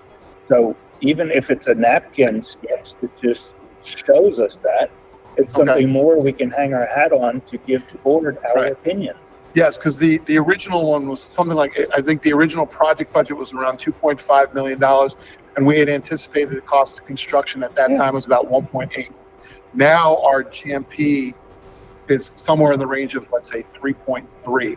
So it is an extra $1.4 million increase in the GMP cost, but it's also an increase in some other budgeted line items, cost of consultant fees, cost of testing, and whatnot. I think all that's fine, but we're not being told any of that. We're just being told, give us more money. We generally don't show you the budget sheet. Remember, we talked about the concept of the overall project budget. If I were to report to you that the cost of construction has gone up from anticipated at 1.9 down to 3.3, it's a $1.4 million increase. Well, why are you asking for 1.85? Now I got to get into the details. No, I don't think so, because I think you can tell us, okay, here's what we have budgeted for construction. Here's what the construction number's gone up, and the total number has gone up because of other costs, non-construction related items. Which then leads to, what are those other items? Because I guarantee somebody in this room would have asked the question. You asked for 1.8, but you only show a 1.4 increase in your contract. I got to show everything in it. I guess I disagree, because when we get the cover sheets for a school, and it says project cost, and then it says budgeted for construction. Well, at least for me, I look at the budgeted for construction. I look at what the GMP came in at, and I see how much they compare. I forget about the total project cost, because I know that includes furniture, food equipment, other things that are not in our purview. So anyway, then my answer to the question of what's the backup? The backup is what I'm telling you. The original project budget was 2.5 and change. The original estimated cost of construction was supposed to be at around 1.8, 1.9. The new cost of construction is about $3.3 million. And that would be a $1.4 million increase to the cost of construction. But I'm asking for 1.8. And the gap is our other costs associated with the project, including consulting fees, design changes. The design changes required additional costs. I guess I just don't understand why that couldn't have been a little one-page, explanation, and I don't think we would have had that many questions as we have now. Right now, it does look like we're being asked to just sign off on something. Okay, well, as I said, I'm trying to report to you now. Those are the numbers that I pulled. All right, CORC, what do you want to do with this?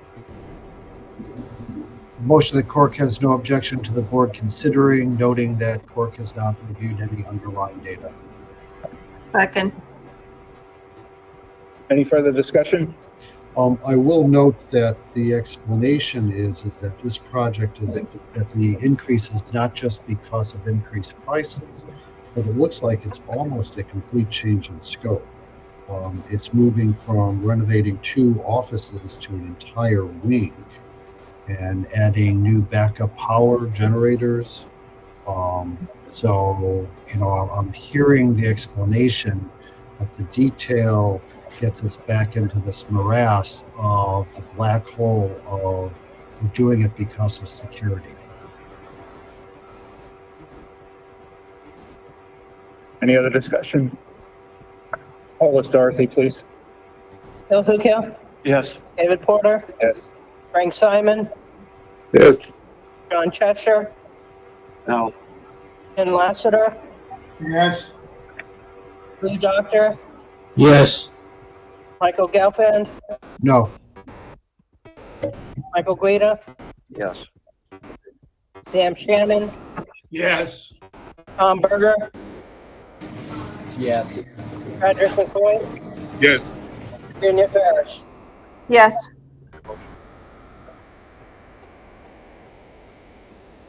Okay, John, you want to give a reason, or Michael, or maybe you have the same reason for the dissenting vote? I just think that more information needed to be provided to the board of what was associated with it. What were the reason for the cost increase? Right. Okay. Piggybacking on that, it appears to be a significant change in scope without justification. Okay. All right, that was FC7. PC1 was accepted. John, you pulled PC2. Yes. Dorothy, could you go to the questions and answers? Page 6. This one I had stated that PC2 and PC3, the scope of work looked very similar. If you look at the detail that was provided, it looked like almost identical projects, but the fees were not. PC2 was a lot more expensive than PC3, so I asked about that. And the answer I was given is, well, you can see they're under response. It was quite a detailed. PC2 fee is more because of what's being designed. And to me, that wasn't clear in the board item, and it wasn't clear in the contract with the architect. But, okay, that's the reason for that. And then if you could scroll down to the next page. And I had a question about roof testing. Yeah, there it is on the top. I said, we're paying $22,000 to test the roof, yet we told the architect that he has to include in his fee and his scope to replace the roof. So we're paying the architect to give us a new roof, to design a new roof, yet we're not sure if we have to do that, and we're going to spend $22,000 to figure out if we need a new roof or not. That just seems odd to me. Why would we pay him? I'll answer you because Well, the architect can do a visual inspection, but we're doing, like, we're cutting into the roof, checking the, Sure. old ply, everything like that, to really get a good idea of that it does need to be replaced, and that's not good. If in fact those tests come back and say that we do not, then we would back that out of the architect's contract and not do the roof if we don't need to. But then you're going that we need to try and get the money back from the architect and not design the new roof. Well, they're not going to do the design until we do the testing. And they still need to spec. It might not be a redesign, a design of the re-roof. It might be resealing. It still needs a design and a specification that has to be. So it might not be the full amount. And it might be repair details. We don't know what that is until we do the testing. It just seems to me would have been the other way to do it would have assumed it just needed to be some fixes. And if you had to have a new roof based on the testing, we would have paid the architect additional services for it. Now this way you're going to have to try and get the money back from him at a later. Somebody's got to remember to do that a year, 2 years from now, whenever, and get the money back. And the reality is this is an old building. The likelihood that we have to do a roof redesign, pretty high. And that the other question is $22,000 for roof testing seems like a lot of money. Man, that is crazy. And if you really think it's that bad, then forget the testing and just put a new roof on it. Right. Architect's already got it covered in his numbers. Then you save $22,000 and not having to do testing. Okay. We appreciate that. I mean, that's all I had on that one. Okay. And you were the only one to pull PC2, John. Make a motion? I'll make a motion that the board, or that we, how do we do it? We recommend Approval with no objection. approval with no, It's with no objection. acceptance. That's it. If I may Michael throws suggest, it. if I may suggest, we just refer to it as the standing motion. CORC has no objection to the board proceeding That's with, and then we put in the number. DC2. Okay, you want that to be your motion, Michael, or John's motion? I'll let John get the payment for this one. Okay. All right, we have a motion to accept with no objection. Need a second. The motion is that CORC has no objection to the board considering PC2. Right. Second. All right, second by Sam. Any discussion? All right, Dorothy, poll us, please. Bill Buchel, Yep. David Porter, Yes. Frank Simon, Yes. John Cheshire, Yes. Ken Lassiter, Yes. Lou Doctor, Yes. Michael Gelfand, Yes. Michael Guida, Yes.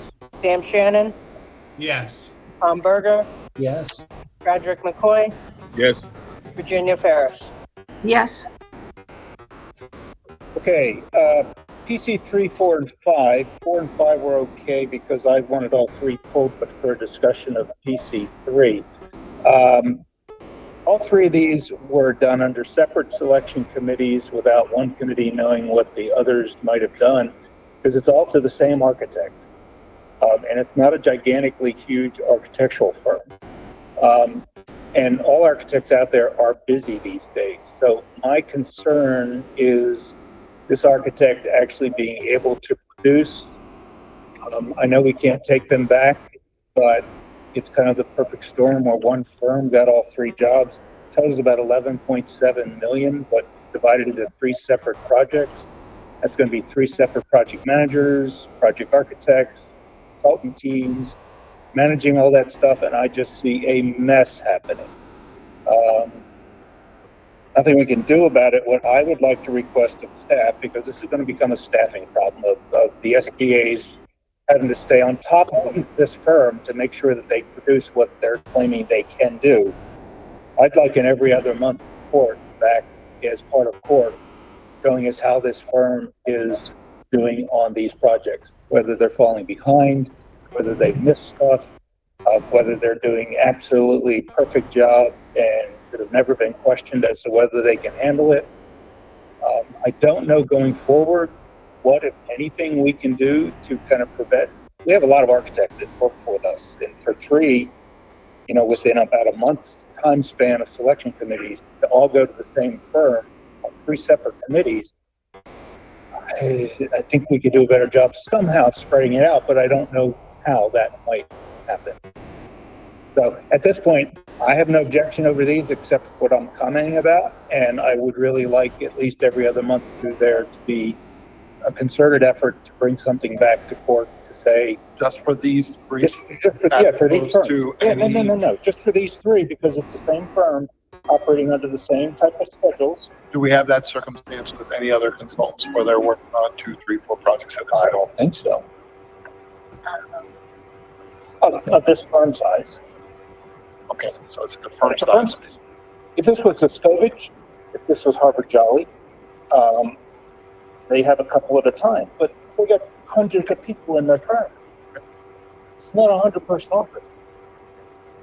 We can do the, or at least I can work with purchasing to make sure that. I mean, we have a schedule in every one of the contracts, so we're gonna Yep. schedules. But that's the only comment I had to pull these because I saw all three being one firm. I will just add that there is a criteria for workload, right?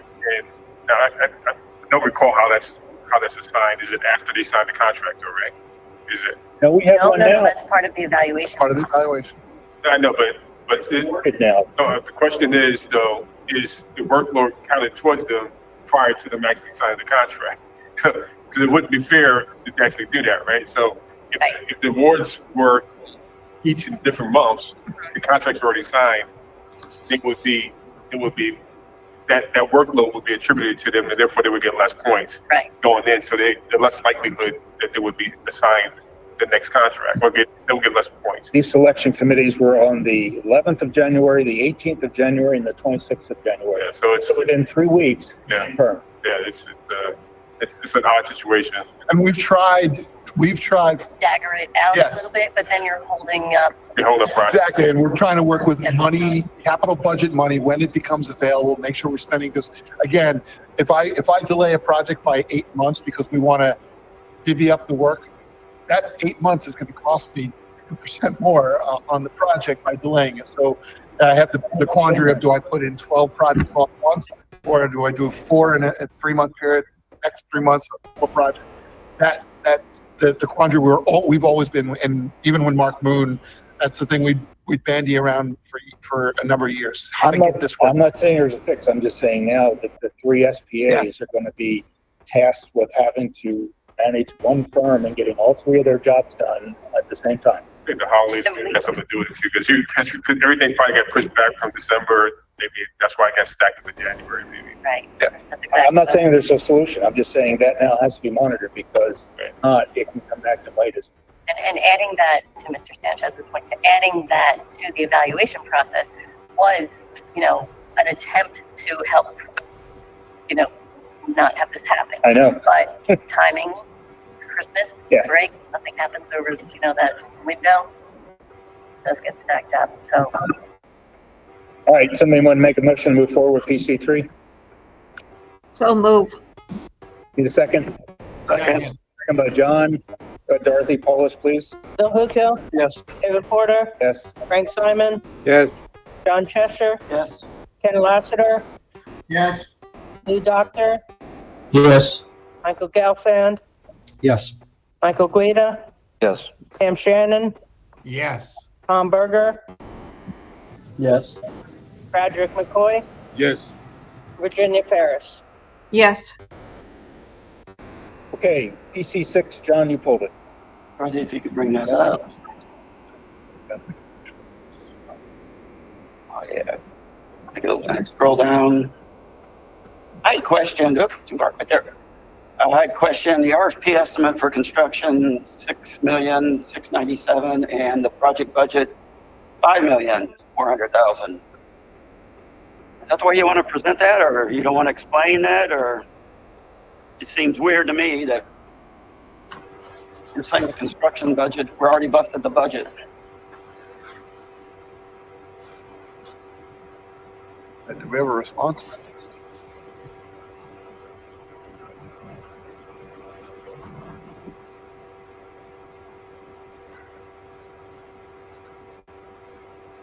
So, I'm sorry, let me clarify. What are your concerned about the way the agenda item looks? That it just looks funny that you're estimating the construction cost is way over the amount that's been budgeted. But usually I think you say in this situation, you would say a budget increase will be presented to the sales tax committee or whatever. I think on this one, I think we actually presented to them.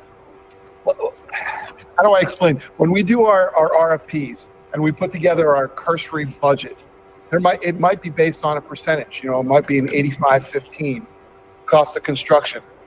That may have been the suggestion, but it was suggested like a year earlier or a year and a half earlier. Once we select the architect, go through the design, get the CM feedback, and we're still working with that same budget, we kind of realized that maybe the 85-15 was not a good, fair number to give purchasing on solicitation. That in fact, it should have been more like 60%, 65%, 65%, 35%. Cost of construction is 65. And so, sorry if I'm confusing everybody else, but I know you kind of know what I'm talking about. The 85% estimated cost of construction.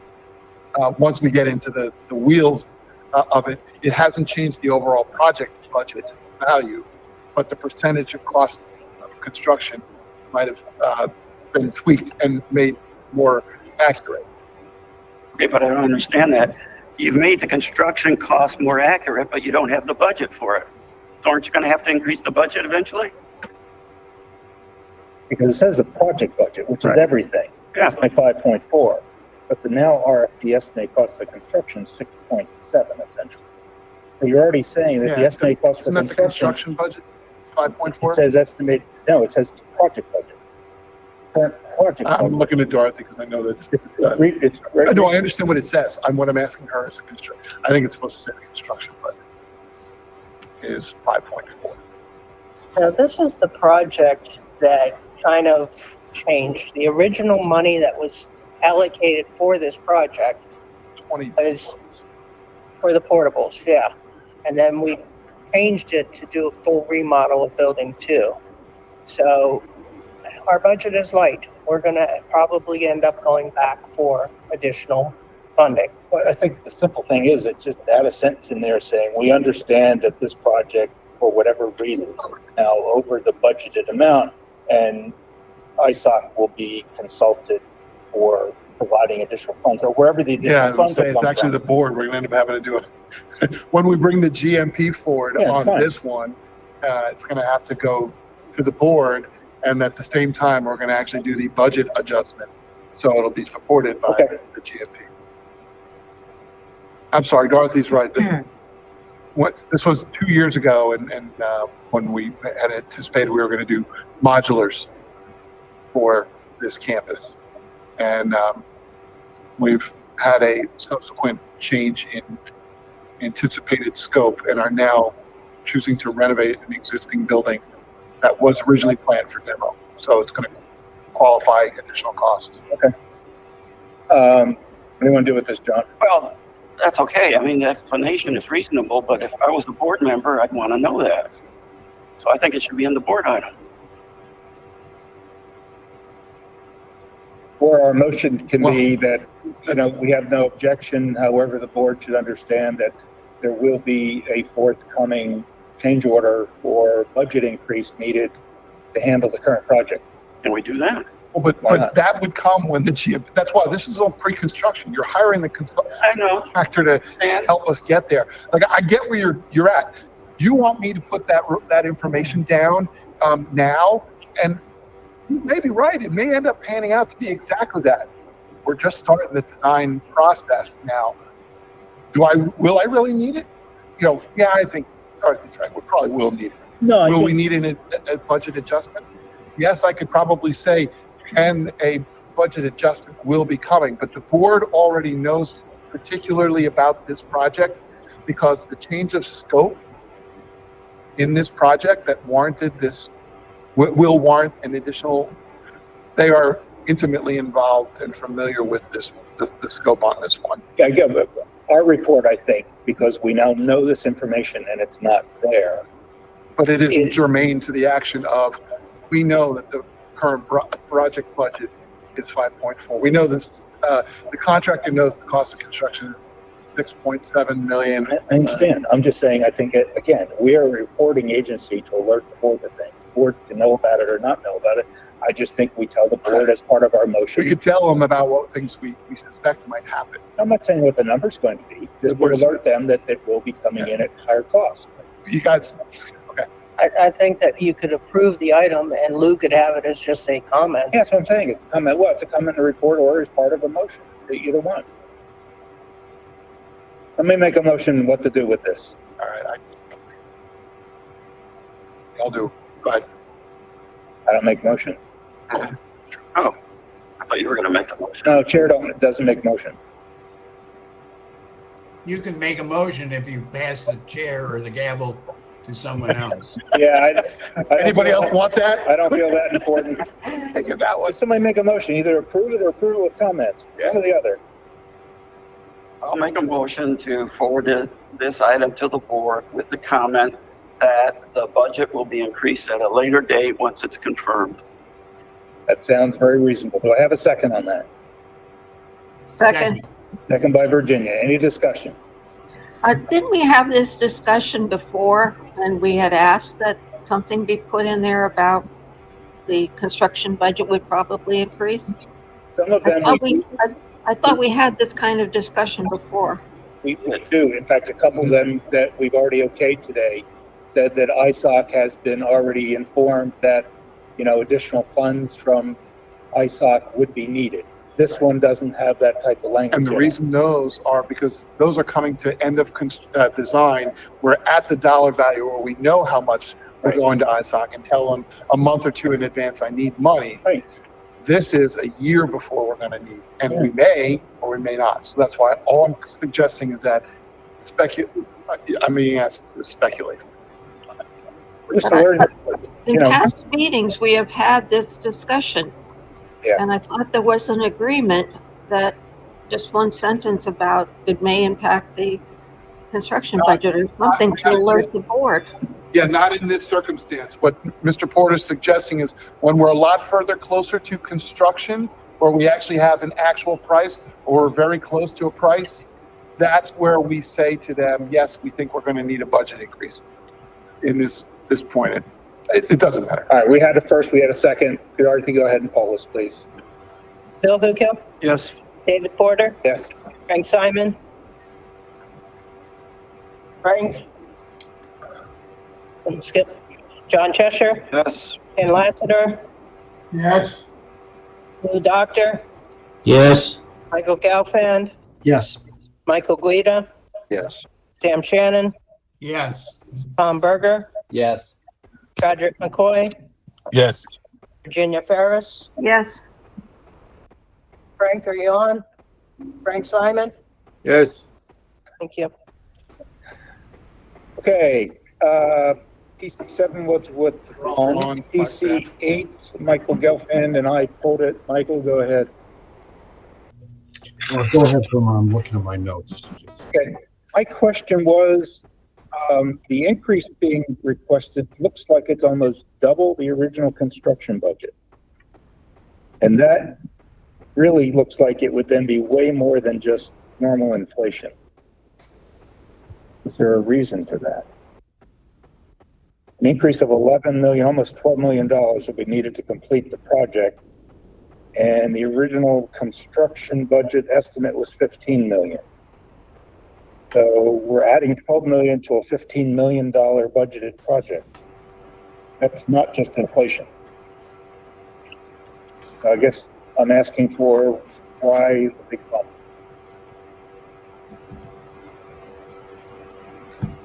You want me to? The reality is the $15 million was the on the referendum value quite a number of years ago without a detailed understanding of the scope of the project. And it was quite grossly underestimated. Considerably underestimated. Okay, well, that's an answer. Comparing it to, I think the evaluation we've gone through recently, comparing it more to Grove Park, which was approved last year. Mm-hmm. And it is slightly increased compared to Grove Park's numbers. So it is, in fact, those numbers are in line with the size of the school, the number of students, that kind of thing. But there is a bump in price escalation. Yeah, what we've noticed is some categories have leveled off, but not everything. It's still escalating. So the last three that we bid out have all still escalated from where we were before. And 3 separate contractors, different subs. So they're all good validated numbers. They're all not slowing down. So when you take those three projects and make it comparable, like the Grove Park to this, say $1 per square foot of Grove Park is coming in at about the same $1 per square foot. Slightly up. Plus or minus a. Yeah, slightly up for an increase. Well, that's understood. Okay, well, then I'm okay with that. That's why I didn't want it to be that it's a 15, That's okay. It happens to be that, yes, the original budget from the referendum. Tell us the clients all the time. They said, well, it's over the budget. I said, yeah, your budget was wrong. The budget is 5 years old, so, yeah. Okay, Michael, got your notes? Yeah, that was part of that was, the excuse seems to be also that there are no economies of scale. And I guess we've had the discussion as to this huge increase. I think it would be appropriate for the comments to note to the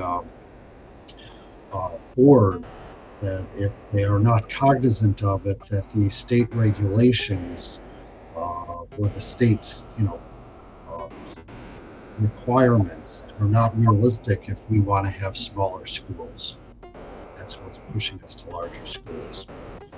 That's just my comment. Yep, that's an accurate statement. Absolutely. We completely concur. We fight with that all the time in that smaller schools are much harder to build and stay within the state guidelines.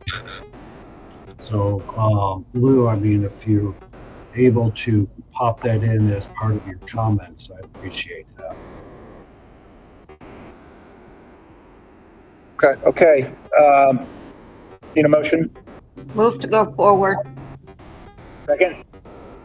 Need a second? Second. All right, second by Sam. Paulus, Dorothy, please. Bill Hookhill, Yep. David Porter, Yes. Frank Simon, Yes. John Cheshire, Yes. Ken Lassiter, Yes. Lou Doctor, Yes. Michael Gelfand, Yes. Michael Guida, Yes. Sam Shannon, Yes. Tom Berger, Yes. Chadrick McCoy, Yes.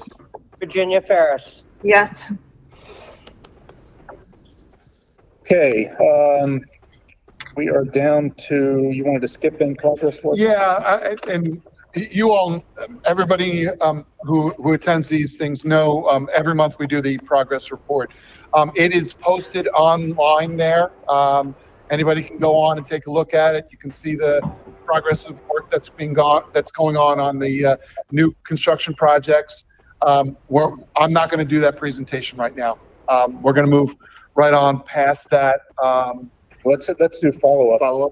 I had one comment on follow-up, Dorothy. If you can go to the last page of your, not the last page, yeah, it's the last page of your follow-up stuff. Yeah, keep going down. The contract quote there, yeah. 4 lines up, if work is authorized only for a part of the project, the fee paid should be proportionate to the amount of work authorized by the owner. I mean, this all came up, I think, with giving back overhead and profit where the jobs come in less money. When we reduce scope, we do get a reduction in overhead and profit when we reduce scope or not? Yes, we do. Okay. If we reduce scope, if we pull portions of the work out of the project, we do get the associated overhead and profit back. Okay. But it's not contract language, as John's mentioned before, that we get any overhead and profit back from a job just coming in costing less. Isn't that what you commented on before? Right, and I think that's what that sentence says. No, it says if authorized only for a part of the project. So if we're going to build 10 classrooms, we decide to only build 8, they're not getting overhead and profit to build those 2 classrooms we pulled back. Right. Yeah, it's a scope change. But if the contractor estimates the electrical work is 2 million and the bids come in and he's only doing 1.8 million, why would you pay the contractor overhead and profit on that $200,000 that you're going to get back? He's not doing any work for it. He's not at risk for it. It's just free profit.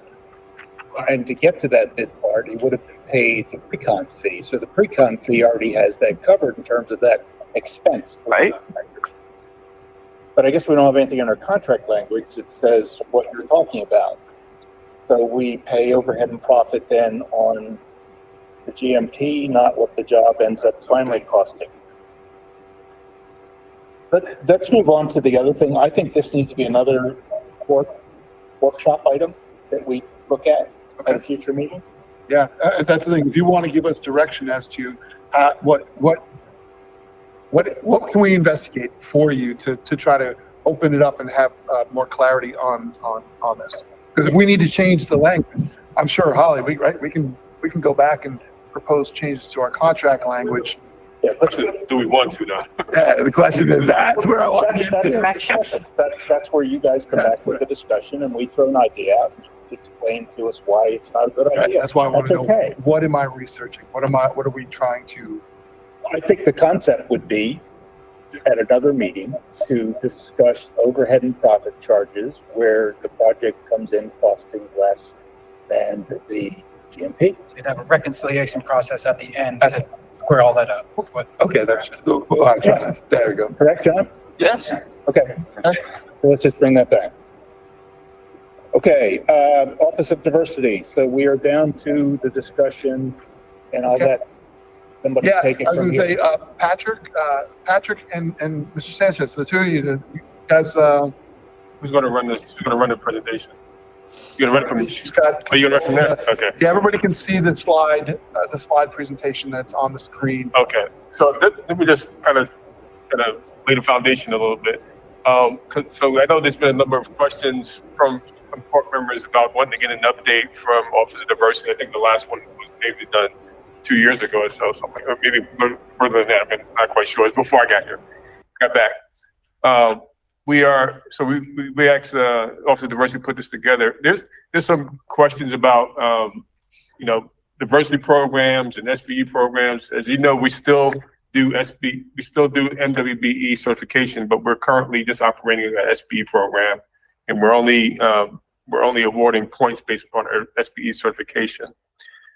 There's also been some comments about even from court members as well as from some of our local contractors and architects about firms from outside of Palm Beach County getting a lot more work than we're getting, more work than they think they should be getting, which is a separate conversation about local preference, which our board has asked us to look into for a little bit as well. Staff has had internal meetings about that as well, and we're looking at possibly making a change to our the points that we award for local preference or local participation, I should say, or local the location where the business is located. CCNA does allow for us to consider that as a factor. Currently, we give points for firms that are in Palm Beach, Miami-Dade, and Broward, the same amount of points. They all get 2 points, both on the design selection as well as the CM selection. But this presentation is really focused on our MWBE program, the SBE program, what that looks like, and where we're going in the future, and also to kind of tell the story a little bit about how the program has worked, and get your input if you have any on next steps if we do anything different. We are likely going to have a workshop with our board at some point to discuss similar issues. We do have to bring back the policy for a revision, our MWBE SBE program, that policy, and we'll probably bring that back hopefully before the end of the year. So with that, I'm going to... Yeah, before we get into that, if I can summarize, I think what CORC's one issue was, it's not the whole diversity program at all. It had to come down to how points are given for SBEs based on project size and firm size. So we had a high school renovation that was like $12 million project. And yet there were still a bunch of SBE points being given to give an SBE at least a little more advantage over the big guys. And I've talked to some of the larger firms, and they have a lack of interest because of some of that, yet even going after some of the bigger work. That I don't mind, but I don't necessarily think that a $30 million school should have SBE points, because we really want the larger, more capable firms to handle that, fully supporting the SBE program and letting it grow. But there needs to be a balancing act that, hey, let all the SBEs take the $3 to $8 million or whatever value we think is appropriate for their firm size, and get rid of the SBE bonus points for things that are way up there, $90 million high school and things like that, that really we want bigger firms. Now, that's if the board wants that. That's all. All right. Well, we're gonna show some numbers in here to show because there's some anecdotal stuff that happens. Maybe a case where SBE wins a bigger project, but that's not typically the case. Typically, the case is that the bigger firms are winning the bigger projects, and the smaller firms are winning a portion of the smaller projects, and you'll see the dollars as well. So we'll see that. Right. Thank you, Joe. Can you go to the next? I think if you remember the history about the Office of Diversity. Just make sure everybody online can still hear, because I know there's You're kind of far away from the microphone. the microphone is right there. Yeah. So let me give you a little bit of history about the Office of Diversity. Board established. He is still difficult to hear. Okay. Try closer. Here you go. Yeah. Pull it right to you. Okay. Board established the Office of Diversity in Business Practices in August 2001. Board proposed and adopted new policy 6.143, diversity and equitable utilization in business on May 11, 2005. Board proposed and adopted revised policy 6.143, diversity and equitable utilization in business on September 6, 2017. So we are governed by policy 6.143. So this is our birth certificate. So LLO keys are exact. So I want to tell you. So the school district from the policy 6.143, the school district shall take all necessary steps permissible under law to ensure that SBE and MWBE are afforded the maximum equitable opportunity to participate in the district procurement processes. The ODBB will utilize internal and external monitoring and reporting as the methods of evaluation. A small business enterprise program to establish bid preferences, joint venture incentive, and evaluation preferences on behalf of certified SBE firms, ensuring that the ODBP is included on all selection committees for bids, contracts, and professional services. The ODBP shall review contract specification to ensure that they are not unnecessarily restrictive to the availability and the participation of small business enterprises, SB and MWE firm in the procurement and contracting process. This is our purpose statement to ensure equity and diversity in procurement and contracting opportunities for all small, minority, and women business owners sponsored by the district, and to provide educational opportunities, fostering entrepreneurial growth to build a strong community. Patrick, we're probably gonna save some time if we don't read every slide. Okay. Yeah.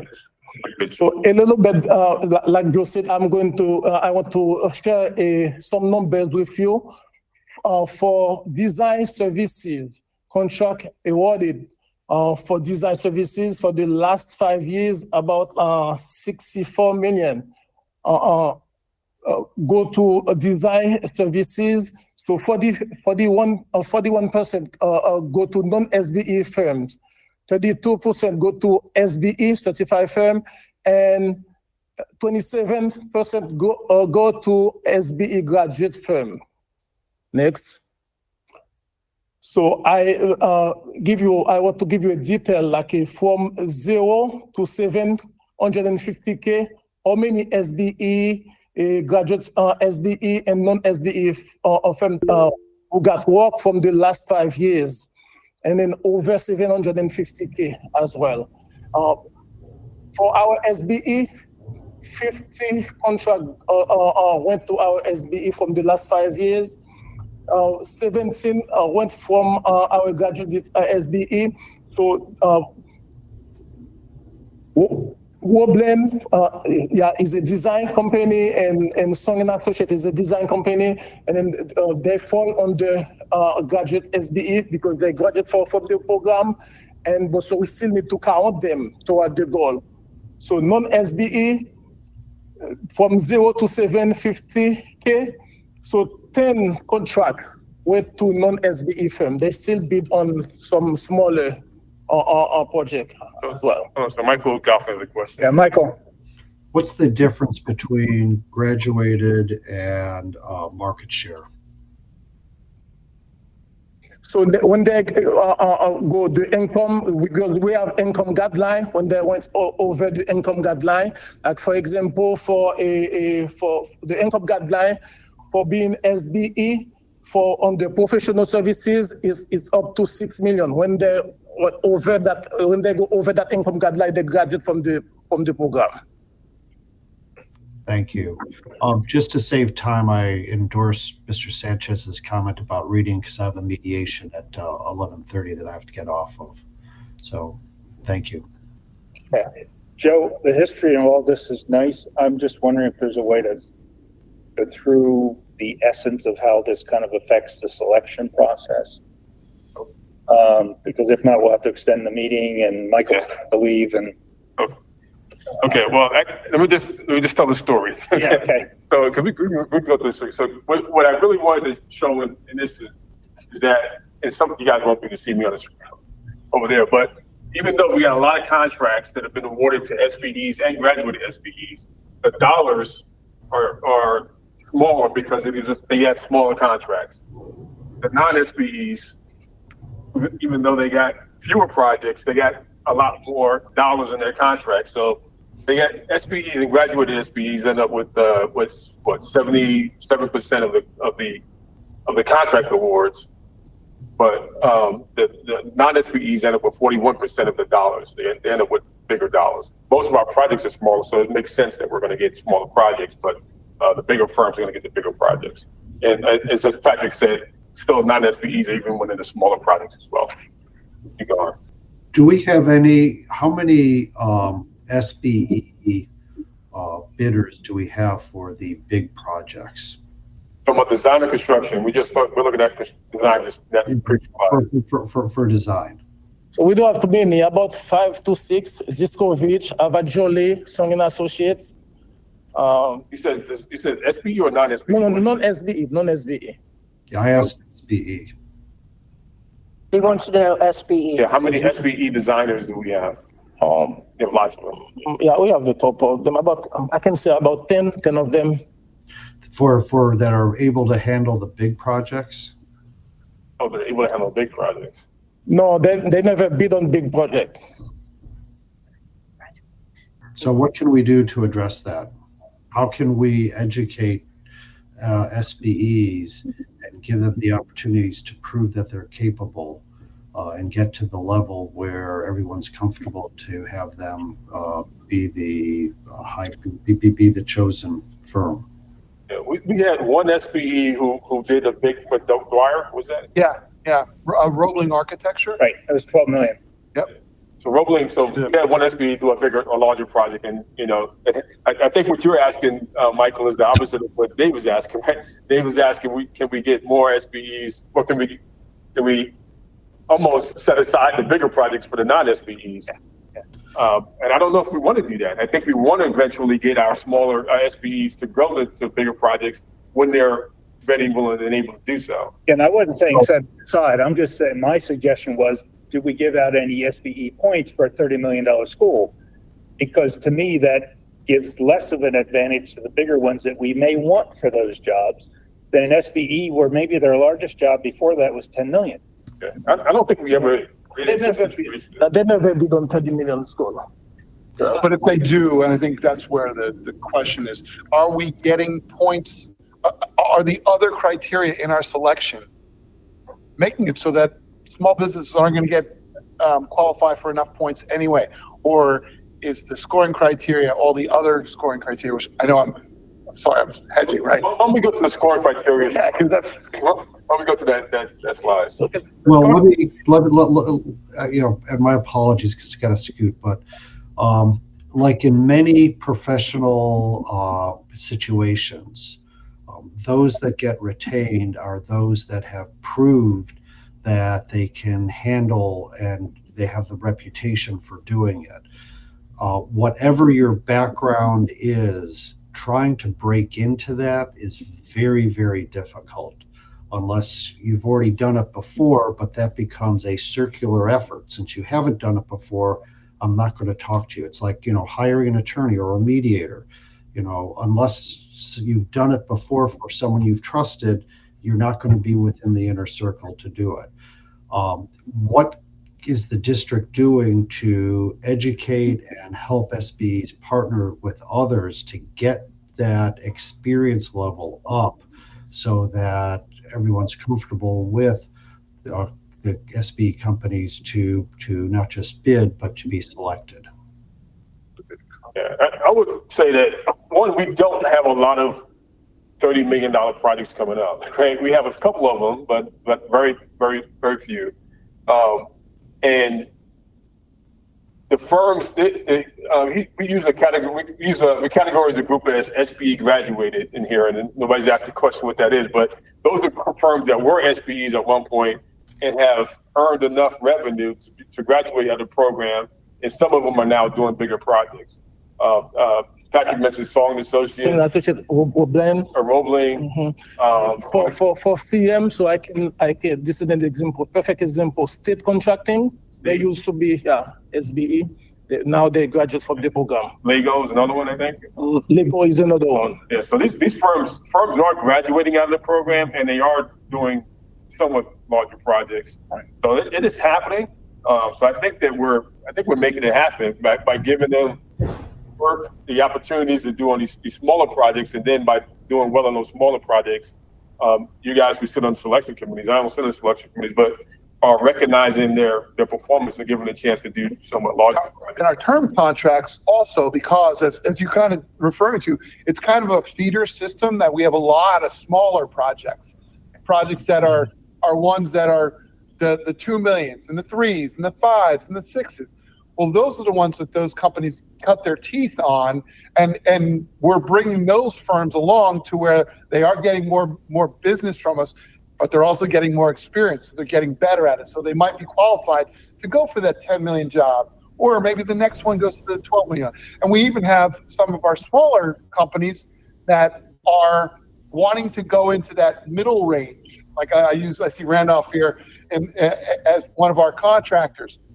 We're trying to create that step program so that these contractors get the opportunities on their own. Now, I know Barbara can attest to the partnering, that might go into some of our projects on our bigger ones. And those opportunities are there, but we're trying to make it so that the companies themselves get those opportunities now. And that's why I think Mr. Sanchez is the one who really came on and said, we're going to do the 0 to 2 million CMs and the 2 to 4 million CMs. So we even have a step program on those, so those contractors get the experience in the 0 to 2, like Randolph as an example, where I guarantee they're a year or two from getting onto some of our bigger projects. And we want to make sure they grow in a positive manner. Don't just give them a ton of work. I need somebody to make a motion to extend the meeting for 15 minutes. So move. Okay, need a second? Second. Mr. Chair, I'm going to have to excuse myself now because I do have that mediation of. Understood. Are we doing all in Thank favor? you. Do we need to poll that vote, I guess, Dorothy? Yeah. Yes. Bill Hookhill, Yeah. David Porter, Yes. Frank Simon, No. John Cheshire, Yes. Ken Lassiter. Ken, he stepped away. Lou Doctor. Michael Gelfand, No.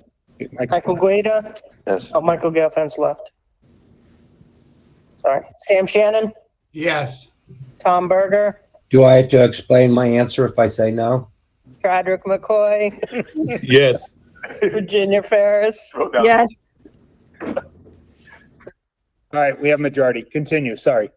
Okay, I think I want to try to make sure we answer your questions. So maybe that's if we can go to that and just answer your questions first. But let's show the next slide. the criteria. The next, if you can go to this. Yeah, this one is the CM, same thing that we showed on the design side, but we see that the smaller firms they're winning the smaller projects, and even some of the mid-sized projects, not more so than the non-CMs are winning. The non-bigger CMs are winning. The bigger projects, we got a couple of SPEs winning, some of them in the 7 to 13 million. Over 13 million, we have no SPEs in those, either current or graduated. And it's the larger firms that are winning all the $13 million over projects.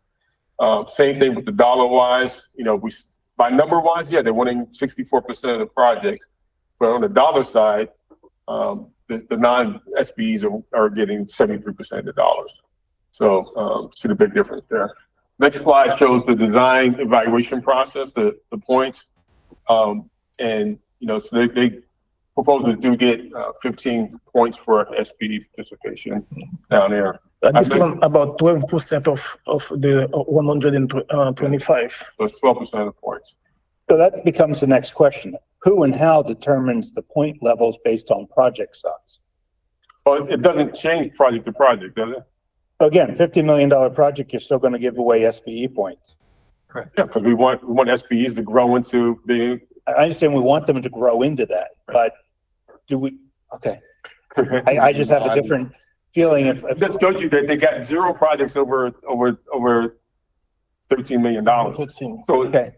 Is that a problem that we're trying to solve, or is it an opportunity we're trying to create? I mean, I don't know what I don't know what harm in your mind this is doing on the bigger projects. Is it doing any harm?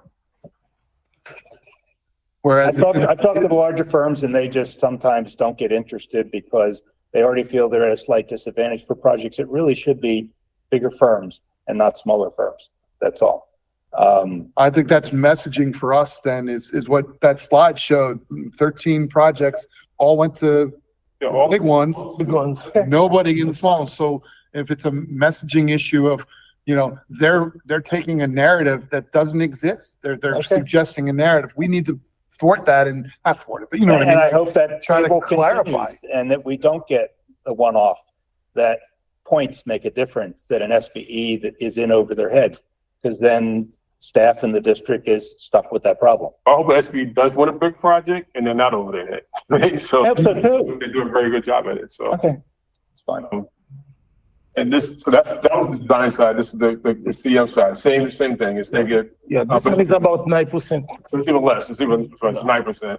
And we haven't, like with the exception of the one project that Roebling got is $12 million. I don't know if any other SB they got a bigger project, but I would like to see a different story in the future. I'd love to see a SBE get a bigger project in the future. So on this one, I just want to go back to what I was talking about earlier about category 6 on this slide is the business location. Yeah. Right now, like I mentioned, Palm Beach, Broward, and Miami-Dade firms get that 2 points.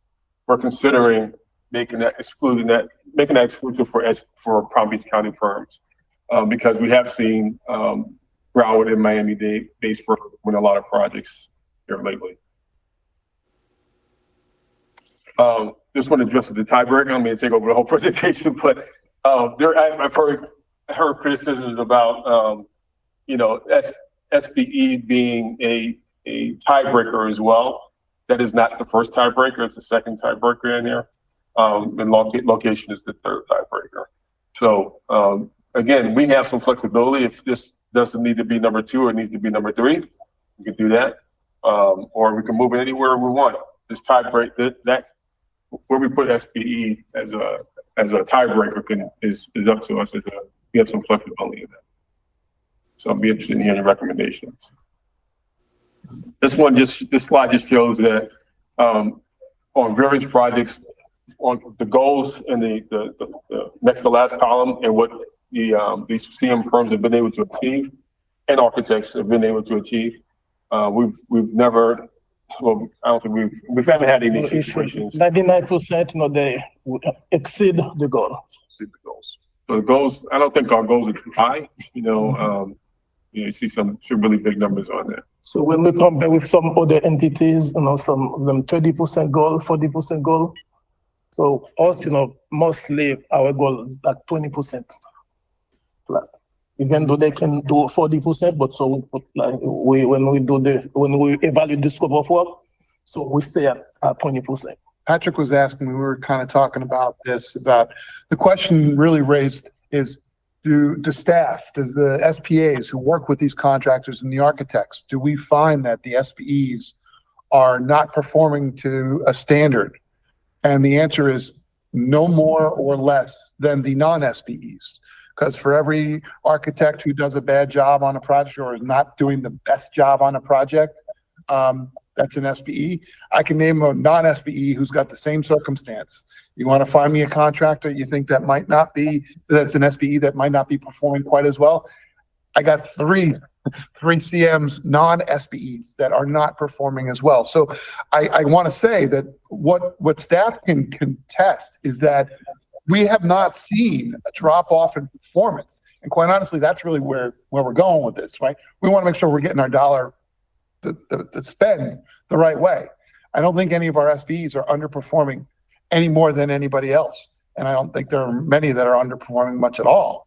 No more than others.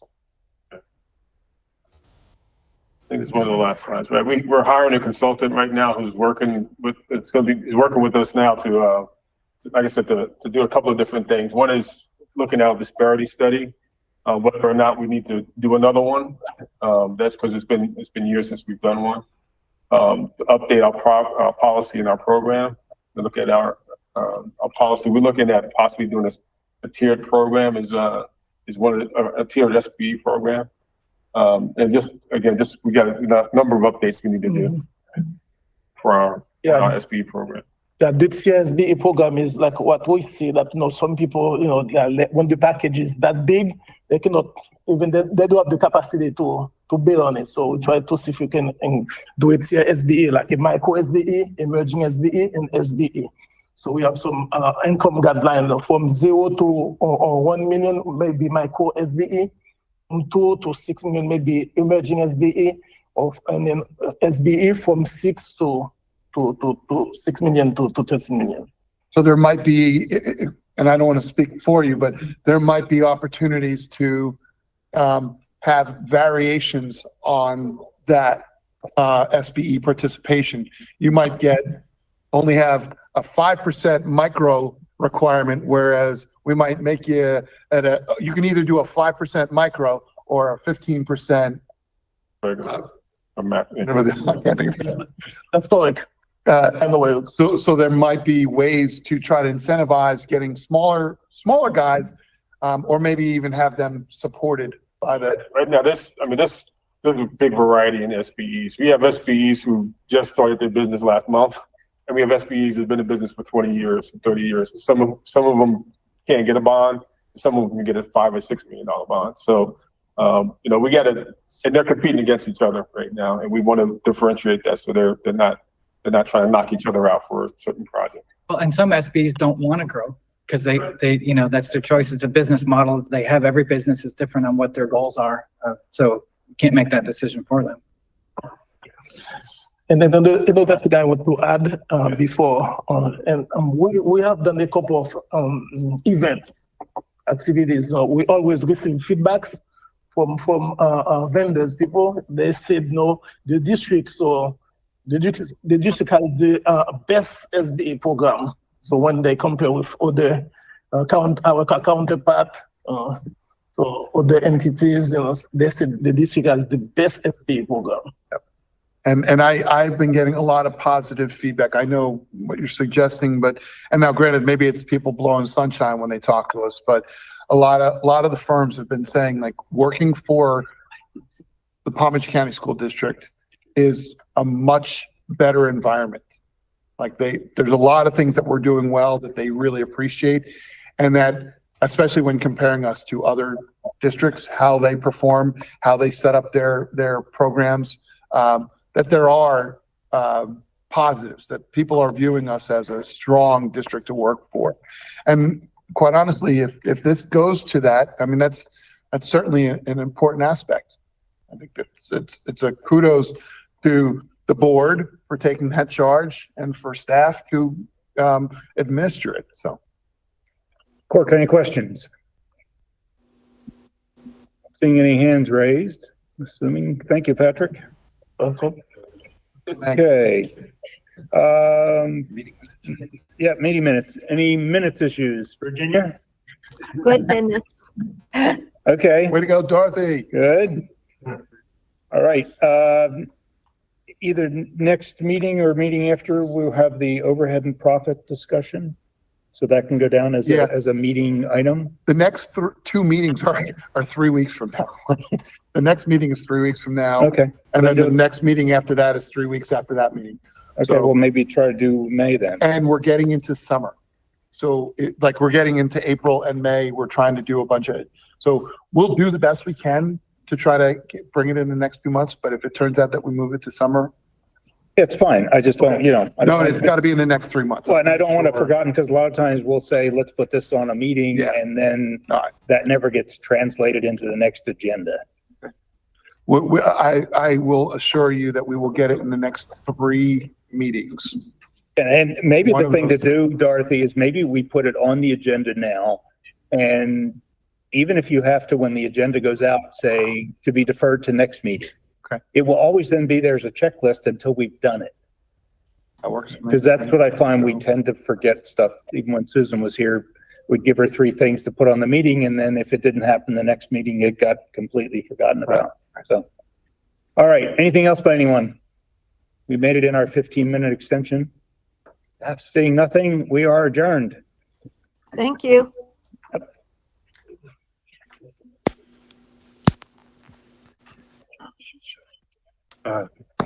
This